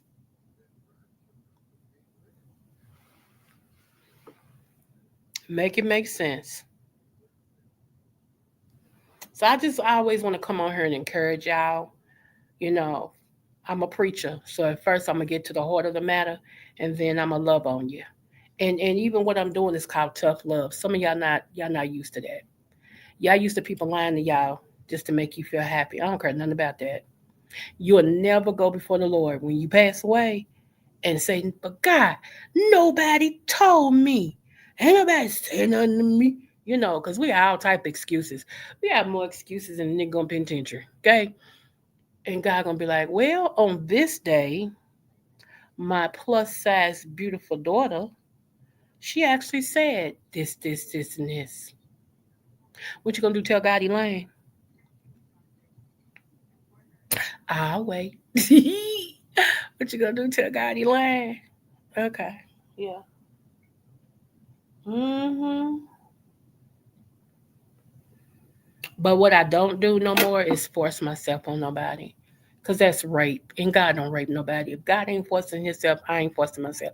If you don't want my love and understanding and communication, and, I tell people, if you need to talk to me, if you need my help about something, email me. I don't mind talking to you. I don't mind helping you. I don't mind, and once you tell me something, I don't tell nobody. It ain't nobody's business. A lot of times I ask God to let me forget. Seriously, I got too much going on to try to remember what you done said. That's why when some people like Catherine came up here the other night, she said, "Do you remember the prophecy you gave?" I'm looking at them like, um, yeah. It was like a little bit of yeah, a little bit of no, yeah. And she said, "If you don't, I'll tell you." I said, "Girl, what I say?" I do. I just don't have time to hold all that on me and hold all that in me. Daily, God loads us with benefits, daily, and I stand on that word. I do. I stand on that word daily. That's what it said. Daily, God loads us down with benefits. Daily bread. Okay. Some of y'all still holding on to crumbs from 2 years ago. And God's like, my mercies is daily. So every morning, I want to know what He got for me today. What's the blessing you got for me today, Lord? Daily. If some of y'all start eating the word instead of just reading it just to say, oh, yeah, I read the scripture, but did you eat it? And sometimes God will keep you in the scripture until they get in your spirit. Man, I remember God kept me in Psalms 91, the whole chapter. I was in Psalms 91 for a whole month. I read that thing until I started just seeing stuff I didn't even know was in there. I'm like, whoa. And one thing I used to quote, God said He'll give my angels charge over me to keep me in all thy ways. And it used to be a part of my prayer before I left out my door. God, you said that you would give my angels charge over me to keep me in all my ways. Lord, so I ask you to take me around any traps that's being set for me. I was just taught. I gave God His word back. You know, Anywho, I know y'all like, girl, please. Okay, well, it is what it is. I never change from doing what I'm doing. No matter when my subbies get to 100,000, I'm still gonna be talking them what I'm talking. I'm still gonna be giving my God honor. If that is not your thing, I get it. I'm not trying to force it on you, but please exit stage gone. I'm not changing it. No matter how much y'all email me, why you always gotta talk about God? Cause I do and do. Why does it bother you? How about that? Why does it bother you? You should be happy that somebody comes on here and shares their experience with God and to come on here and ain't afraid to talk about God. It should give you like, I know I can go get some godly counsel because the Bible talks about godly counsel. I know I can go get some godly counsel. I know I can go hear about the scripture. Or if I email her about this, she'll break it down. Sure will. So those of you every now and then who feel froggy, thank you for your email, but it will not change. I will not change. If anything, I get deeper. Y'all need to see me offer here, especially when I'm teaching or preaching. Baby, if you can't take this little bit I do on YouTube, I know dang well you can't take me preaching. But see, God has sent me to the wounded. He has sent me to those who used to be in church and for whatever reason, they're not there no more. He sent me to those that's been in the street and need a tough gospel. They don't need none of this bubblegum gospel that's going around. They need somebody to say, hey, check us out. If you go out there one more time, if you die, you're going to bust hell wide open. Now that's up to you. God has said He wants you. He loves you. He's here. Talk to Him. If you decide that you don't want God, when you go out this day and you do that, if you die, you busting hell wide open. Choose ye this day. See, I don't play with your soul. You will never get me to play with your soul. Absolutely not. All that bubblegum stuff. Oh, that's all right. God understands, daughter. Oh, that's okay. Oh, I know. Oh, you ready to go get high again? Oh, that's all right, daughter. The Lord understands. He just really do. Tell me that. Tell me that after you ask me to go to God on your behalf, and I tell you, if you get high one more time, it's gonna be your last. Choose wisely. Choose wisely. True story. And then I'm getting off of her because that pill got me feeling good. Okay, true story. I had to prophesy to a bishop, and I had to prophesy to his face. In my dream, I saw the bishop with four legs. Two of the legs was like an ox. Two of the legs was a human leg, human legs. Okay, and when I had a dream, it shook me because I knew this bishop. Okay, but what God was showing me shook me. And so I'm like, okay, God, I tell him when I see him. Well, I wasn't gonna tell him. God knew that. I wasn't gonna say nothing to him. Okay. However, I just promised God, y'all heard me, God, when I see him, I'm gonna tell him, right? How come I was sitting in my house and heard somebody say something and looked out my window? How come it was that bishop going next door at the other apartment? And God deals with me in funny ways. I said, you got jokes. Because I just said, I tell him if I see him, because I hadn't planned on seeing him. So I steps outside. He said, prophetess, like that. I said, hey, bishop, you know. By the way, that's what they call me, okay? So I said, I got something to talk to you about. I said, I got a prophecy for you. He said, okay. He told whoever, he said, I'll be in a minute. I need to talk with her. And I told him, I had a dream about you last night. He said, yeah. I said, in my dream, you had four legs. Two in the front was ox legs. Two in the back was human legs. And you look like yourself. And he said, whoa. I said, the interpretation of that dream is you live in a double life, bruh. I said, you live in a double life. And I need you to stop. Not tomorrow, not next week, but today. Clean it up, repent, apologize. I said, because I actually seeing this being blown up and your face being everywhere. And then I see you going to penitentiary. I said, so I'm warning you. I'm warning you. Stop. Now I had no idea what the man was doing. God didn't show me all that. I drank small water and I mind my business. I ain't got nothing to do with that. Okay. I just told him what the Lord said. And he said, okay, sis, I love you. You know, I don't know what that is, but okay. And he hugged me. And I knew when he hugged me, he'd just lied to me. Anyway, I went on about my business. I want to say 48 hours later, 48 hours later, people was calling me and said, did you see the news? I said, no, I ain't see no news. They said, you need to watch the news. Everybody said, we ain't going to say nothing until you see the news. And I think it was 6 o'clock news that was coming on. So I told the kids, I said, let me see this TV right here. I don't feel like going back there in my room. Let me see this TV because I'm supposed to watch the news. I turned on the news. Y'all, how come that man face was plastered on every channel? Every channel. Okay? They locked him up. They showed him getting locked up. They showed him walking into the jail. They threw all his life out here. Then when he went before the judge and they had the trial, whatever, he ended up going to penitentiary. And they gave that man, I thought it was 25, but I forgot it was 22 years. 22. His sister said, my brother told me y'all had a conversation before all this happened. I said, yeah, we did. I said, when you talk to him, give him my information because I have to talk to him. And she said, okay. So he emailed me and then he called me. And when he called me, because God had said, you still call him in his honor.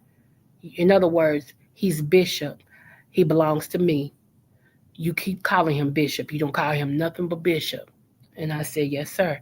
So when he called me, I said, Bishop, like that. And he got quiet. He said, thank you. Thank you for that. He said, how you doing? I said, I'm good. I said, let me tell you something. I know they gave you 22 years. He said, yeah. Oh, like that. I said, you won't do them. He said, huh? I said, you're not going to do them. I said, God was trying to get your attention. You wouldn't listen. I told you. He said, no. He said, I told my sister everything you said. He said, I told her. He said, I'm not gonna do it. I said, nope, you're not gonna do it. I said it's gonna shake the system and shock everybody. You're not gonna do no 22 years. I said, God is really watching you right now. So anyway, make a long story short, y'all. I think it was 2 weeks after that, maybe 2 weeks. It may have been longer, but time is flying. But anyway, make a long story short, the moral of the story is he called me and said, they releasing me. No, he didn't. His sister called and said, they releasing my brother. I said, what? Come on now, like that. She said, yes. I tell you what, I got something else to tell him. So when you go get him, whoever's picking him up, go get him, whatever, have him call me as soon as you pick him up. She said, okay. I said, no, no, no. Not when he go get something to eat and not as soon. She said, okay. So I was in the house and my phone rung and I said, hello. She said, hold on. And he said, prophetess. I said, look at God. Won't he do it? He said, won't he will? Like, that's something, church people say. Anyway, and he went on. Oh, I was like, man, I got some word for you. He said, I'm listening. So I told him what God said. And so far, it's been like 10 years. And that man has did everything so far as I know that God told him to do. He done got married. He done moved out of Kentucky. He's a head of a church. I mean, God is really blessing his life. He didn't have to go through all that had he just listened. If God sends somebody to read your life, don't you think it's a reason for that? Some of y'all slow. Y'all slow with two L's. Y'all be slow. It's like, you ask yourself, how does she know that? And you ain't told me. I don't know nobody you know. And I'm telling you the facts of your life. And you still don't believe it. You know how I know you don't believe it? Because you don't change nothing. You stay the same way, just stubborn. And then want to know why God ain't did X, Y, and Z. Well, you ain't did it. You ain't did what he said. He's not going to go against what he's already. Go back and get that instructions and the word that he gave you previously. Do that first and watch him move. He already told you some things. I already told you some things. He done sent things to you as a warning. He done sent people to you to make it better. And you still stuck on stupid. And know it had to be God, but you still in your mind say, I ain't. I'm not. I don't care. I ain't. And God's like, okay, well, I ain't either. So let me tell you something. Back in biblical days, honey, God killed kids. Okay, say that again, Creole. Back in biblical days, God killed kids. So you don't think that that's the same God that won't move for you because you disobedient? I'm gonna let y'all sit with that. Thank you, DM. I'm gonna let y'all sit with that. I'm gonna let you sit with that. Mm-hmm. Now, I'm gonna be honest with y'all. Part of this is because I have been disobedient. See, I'm truthful. I'm straight up no chaser. I ain't even gonna lie to you. Part of this is because I've been disobedient to a certain extent. God wants me to preach more. And I've decided, well, not now. I had decided I don't want to. See how it works? God said, I need you to preach more. I'm like, all right, God, I don't want to. I wanted to do everything for him but preach. Y'all should have saw what he did to me to get me to admit that I was called to preach. Oh, that was horrible. Oh, that was horrible. He whooped me up one side and down the other. Baby, that was horrible. Do you hear me? So you think I would have learned my lesson, like, to tell him what I am and ain't gonna do. But he knows me too. He knows his daughter. My thing is to do the will of God, no matter what it is. I just don't like that preach crap. I just don't like it, okay? Nevertheless, he allowed me to lay for this whole week. You might as well say, because come Wednesday, it'll be a week. He let me be in pain. He let them tell me they couldn't work on what they needed to work on, so they did something else. So I done went through actually three surgeries. Check this out. I went through three surgeries, y'all, with just numbing cream. I couldn't go under. God was like, this is a punishment. This is part of a punishment. I ain't gonna let you go under and not feel nothing. I want you to know I ain't playing with you. See, just like I'm giving y'all that word, I gotta take it myself. But because I'm chosen, I get beat with many stripes. Okay? So I was smart enough to say, God, I'm sorry. I repent. I'll preach more. When I said that, a whole lot of situations start changing for me. See, I ain't gonna lie to y'all. I ain't one of them preachers. Don't, nah. The other one is for other people to bring hope to them, to build their faith. Because actually, what I supposed to have done, because I haven't had it done, it was supposed to have already killed me. I ain't supposed to be talking to y'all like this. I shouldn't have the ability to talk to y'all like this. Let's put it like that. I ain't supposed to be moving around. I ain't supposed to have the activities of my limbs. I'm not supposed to be walking back and forth to the bathroom like I do. All of the things. I'm a miracle. So God let me, because I keep telling y'all, God is the only person that'll fire you and let you keep working. And that's one thing I don't want him to do is fire me. Because if he fire me, I ain't going to heaven. But when other people's lives is connected to you and they praying for whatever reasons they need, gotta make sure those that's chosen be on their job because you holding up somebody else's blessing. You holding up somebody else's deliverance. You holding up, you see what I'm saying? So, yeah. And you ain't got to be a preacher. Sometimes God uses regular people to do his will. Sometimes God will be telling y'all, give this person $2. And y'all know it's God because it won't leave you. It won't leave you. Even when you go home, you in the bed trying to watch TV and that $2 thing just on you. You knew it was God. You don't need no cloud. You don't need no prophecy. You don't need Moses. You don't need none of that. You know it was God saying, bless that person with $2. I buy that person something to drink, not alcohol. I buy that person a meal. And some of y'all rather be fooled to give money than to give it when God says so out to somebody who needs it.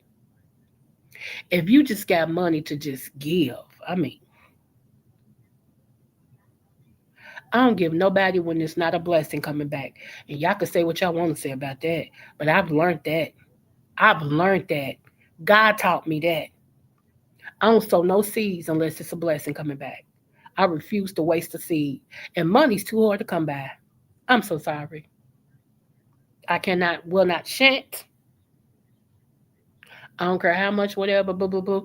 But it's sometimes got to say, send that person a cash out. I'll do it. He'll say, send that person a super chat. I'll do it. But he also give me instructions.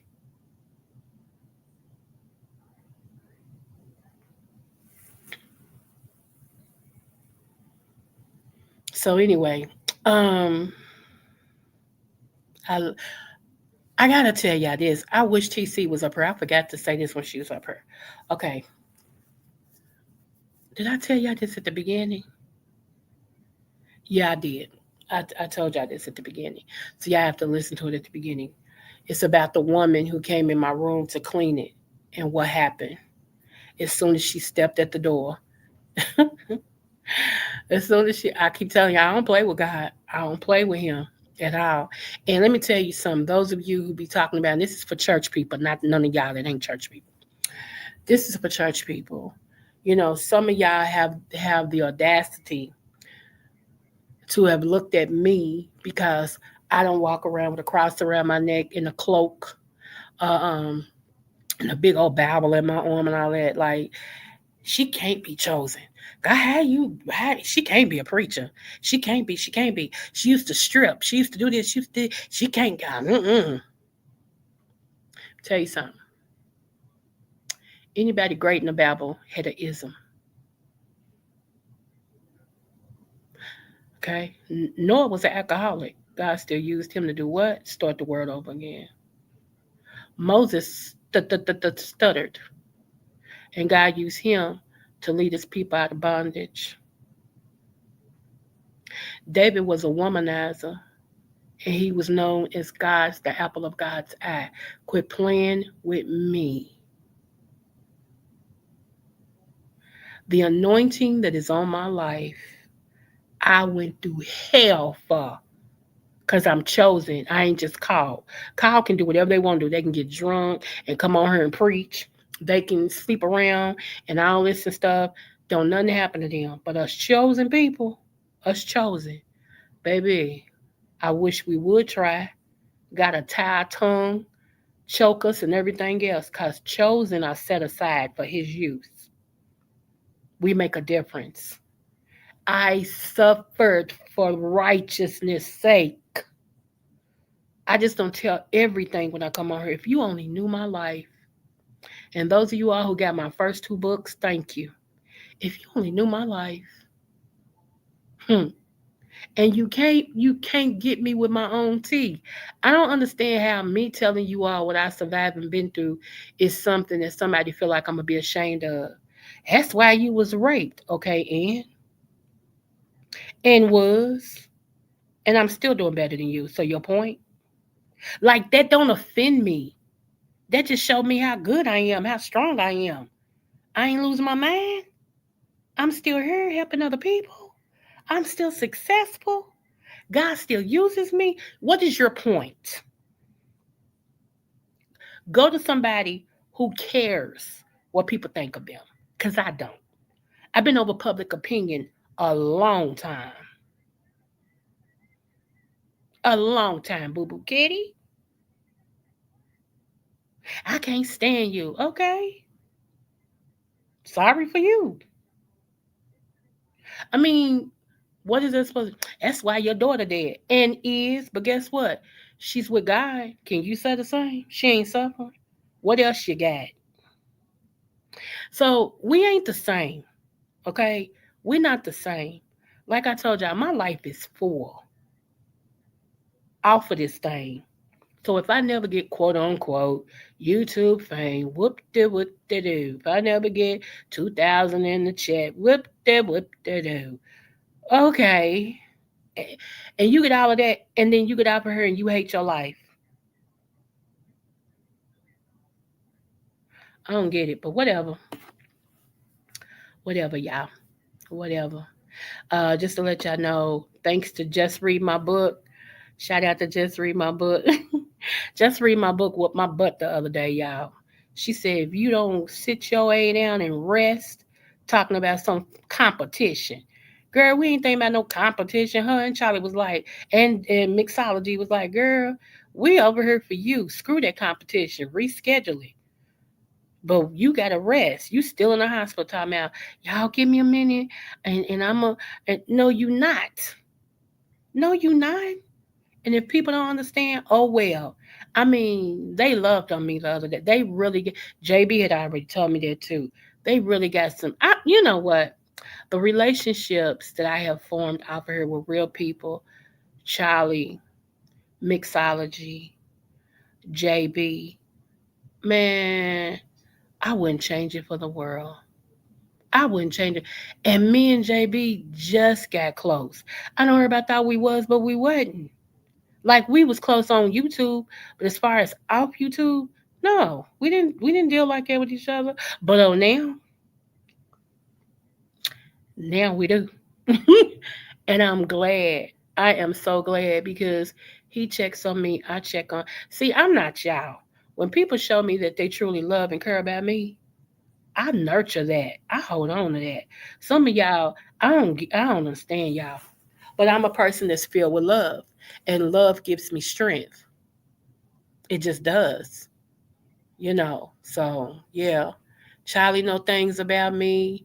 JB know things about me.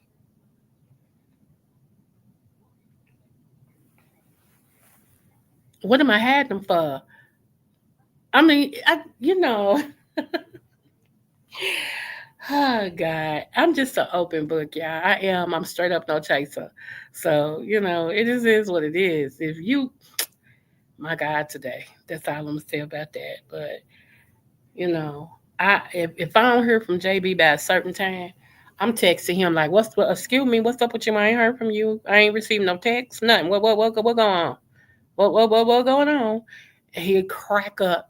He'd be like, I just woke up. I'm like, I forgot you're a late bloomer. Okay, you forgiven, you know. And I wake up to Charlie's text. Good morning, sissy. How you feeling? What's up? If you want to, I'm gonna go live pretty soon and blah blah blah. Mixology texts me and say, sis, I'm cooking this. What you doing? You know, I nurture those relationships. Cause like my grandmother said, when people are nice, they don't have to be. And so I grab a hold to those and I hold on to them, man. You know. And some of y'all so stubborn. I'm telling you, that stubbornness is gonna kill you. It's gonna kill you. Seriously. What is it about your life that's so secretive? I don't get that. If you lived it, somebody know. What are you trying to create on this apparatus that you're not in real life? That's what I look at. Seriously. And I know a whole lot of people. I'm an actor on here, and I don't want. Okay, but if that's what you play, then cool. Then stop telling people you real. You can't be real and acting. It don't even go together. How does that make sense? Because an actor pretends. An actor becomes something else. They're never themselves. So how are you gonna be real, but you're an actor? I told y'all you can't come to me with all this nonsense. I don't fall for it. There might be a whole lot of other people that will fall for it. I see through the bull. And I think that's why a lot of people don't like because I see through the bull. Now, let me answer this last question. A lot of people say, by you being a minister or a pastor, how can you deal with Jay Wilson? What would y'all like me to do with Jay Wilson? That's a good question. When you answer that, we'll go further. What would y'all like me to do with him? I can't whoop him. He's not my child. He's a grown man paying his own internet bill with his own channel, doing his own life. What is it that y'all would have me to do?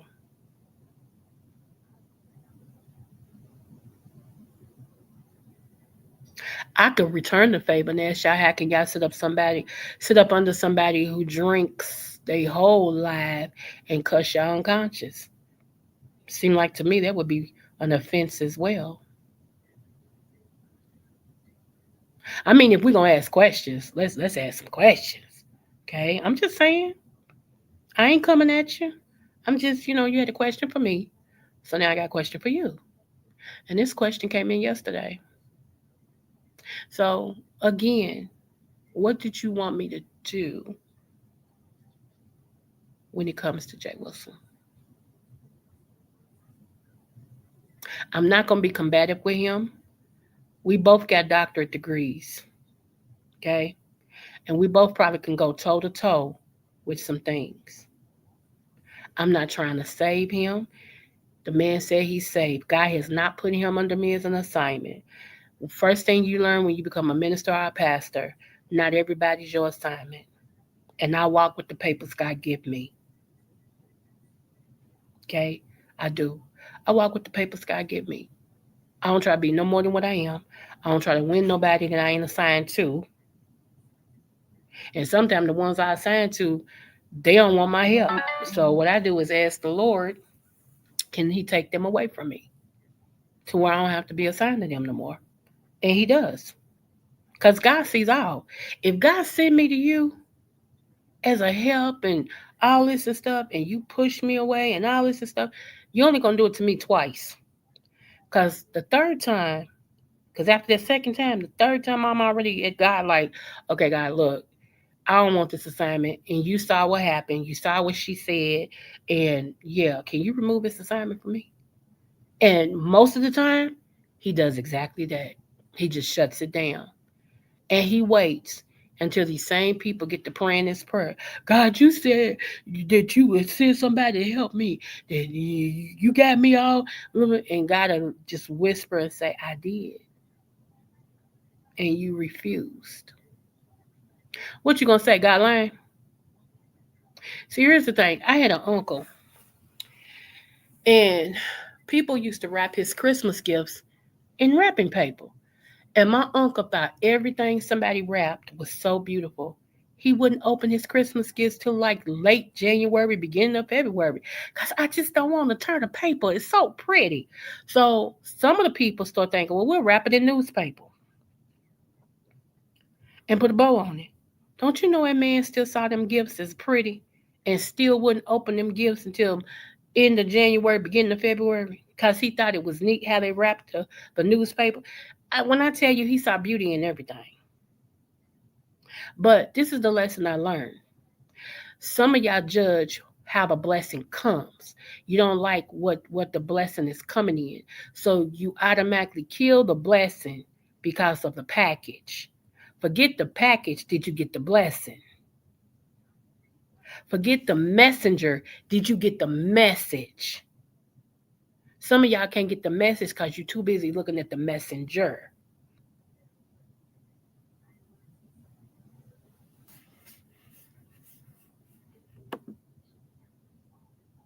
Kendra!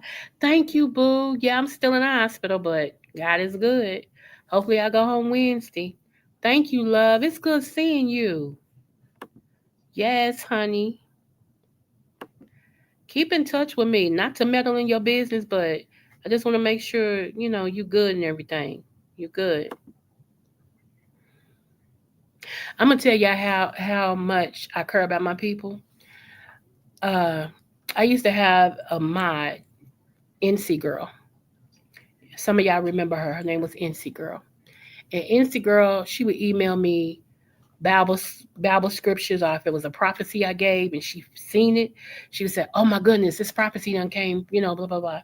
Can you pray for me, blah blah blah? My friend, blah blah blah." Whatever the case was, okay. So she told me they discovered cancer in me. She said, "Coco, and I'm gonna fight it." I said, "I know we are." So she went on to tell me different things about her walk with this cancer thing and stuff. And so she said, "Well, I'm going in." No, she said, "I'm in the hospital now, but my neck has been hurting so bad. They're going to do an ultrasound on my neck to make sure I don't have no clot." And I said, "Okay, let me know." She said, "I will." So I knew her real name, her phone number, her husband, okay? Because we just developed that relationship, okay? So I hadn't heard from her. I didn't want to bother her because you're having surgery. You don't want all these calls and stuff. So I'm like, if I don't hear from her by next week, I said, now I'm going to give it a month. If I don't hear from her by next month, I'm going to reach out to her. So I did. I emailed her. So I'm going to give her time to email me back because maybe she's still healing. All of this. Make a long story short, I reached out to her 3 times. First through email, and then I called her. Nobody answered her phone. And then the third time, I emailed and called her. So I knew that was strange. Okay. So I said, God, don't let that be true. Because I had already felt like a month prior to me emailing and calling that she was no longer with us. And I was like, God, don't let that be true. Please don't let that be true. So I typed in her name and her state and where she lived. And as soon as I typed in the state, actually, she popped up. And I was like, well, maybe it's another one. Y'all, that was her. She had passed away. It did something to me. So, like I tell y'all, when I care about you and I love you, it's real. It is real. I be concerned about you, not worried, but concerned. And if I offer myself to be there for you and open up, and everything, because some of y'all, your burdens become heavier when you keep them on your chest. I mean, it's common sense. You still holding things in your situation. You still, yeah. But anyway, so that's one reason why I make sure that I, reach out to people and everything and hear from people because I really be concerned about people. And that did something to me at that time. 300 was my mind, and he saw me go through this emotional. Yeah, it was hard. Do you hear me? It was hard, you know. So yeah, I'm just wanting to care about my people, y'all.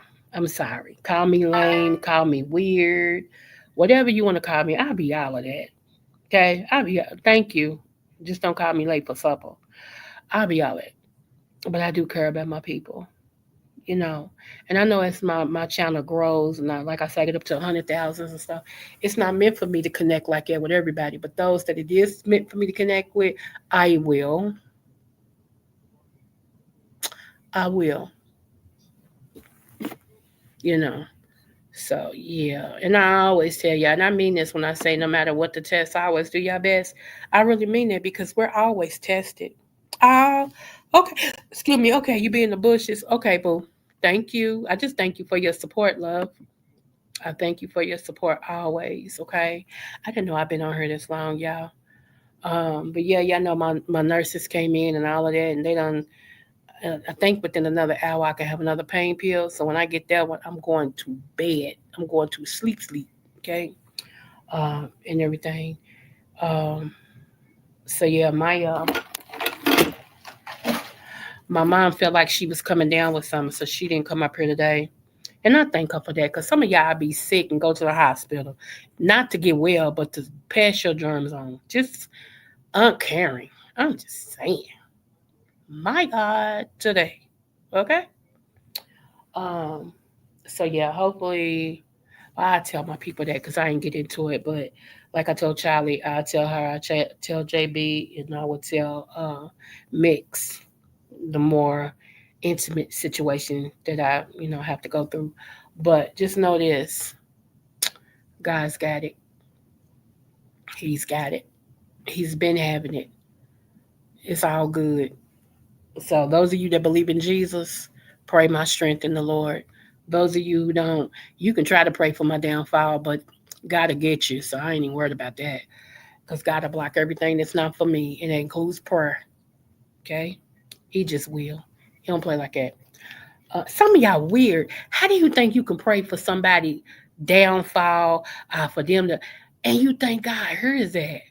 What God you talking about? Your God, your father, the devil, because the man upstairs ain't listening to that. That's weird. Now that's weird. Shoot. What wrong with you? What wrong with you? I'm just saying. I miss this song though, but I'm not having the I don't know when I'm gonna have the egg roll competition, y'all.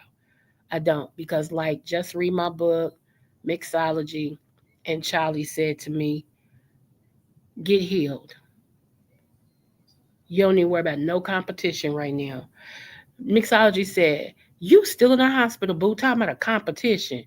If you don't stop it and cancel that competition, you can do it later. Honey, Mixology, she hit my panel to whoop my butt. And that's what I needed. Charlie was up here already correcting me. I'm like, okay, y'all right. Y'all right. Some of y'all would have got mad and tell them to stay out of your business when people just trying to love on you because they care about you. You know what? Some of y'all ain't got to worry about me saying nothing. I don't even care no more. I'm so serious. I don't care no more. Outside of, hey, I don't care no more. Because you're not going to keep telling me to mind my business without telling me to mind my business, and all the person trying to do is love you. I don't fight to love people. That's God. He does that. I don't. I just don't. I don't.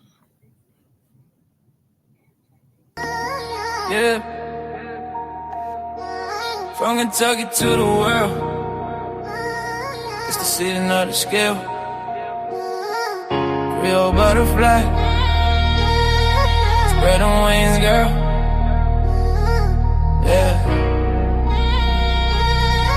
Yeah. Born to shine, Libra balance in her soul. Creole roots deep, got that heart of gold. Butterfly in motion, grace when she fly.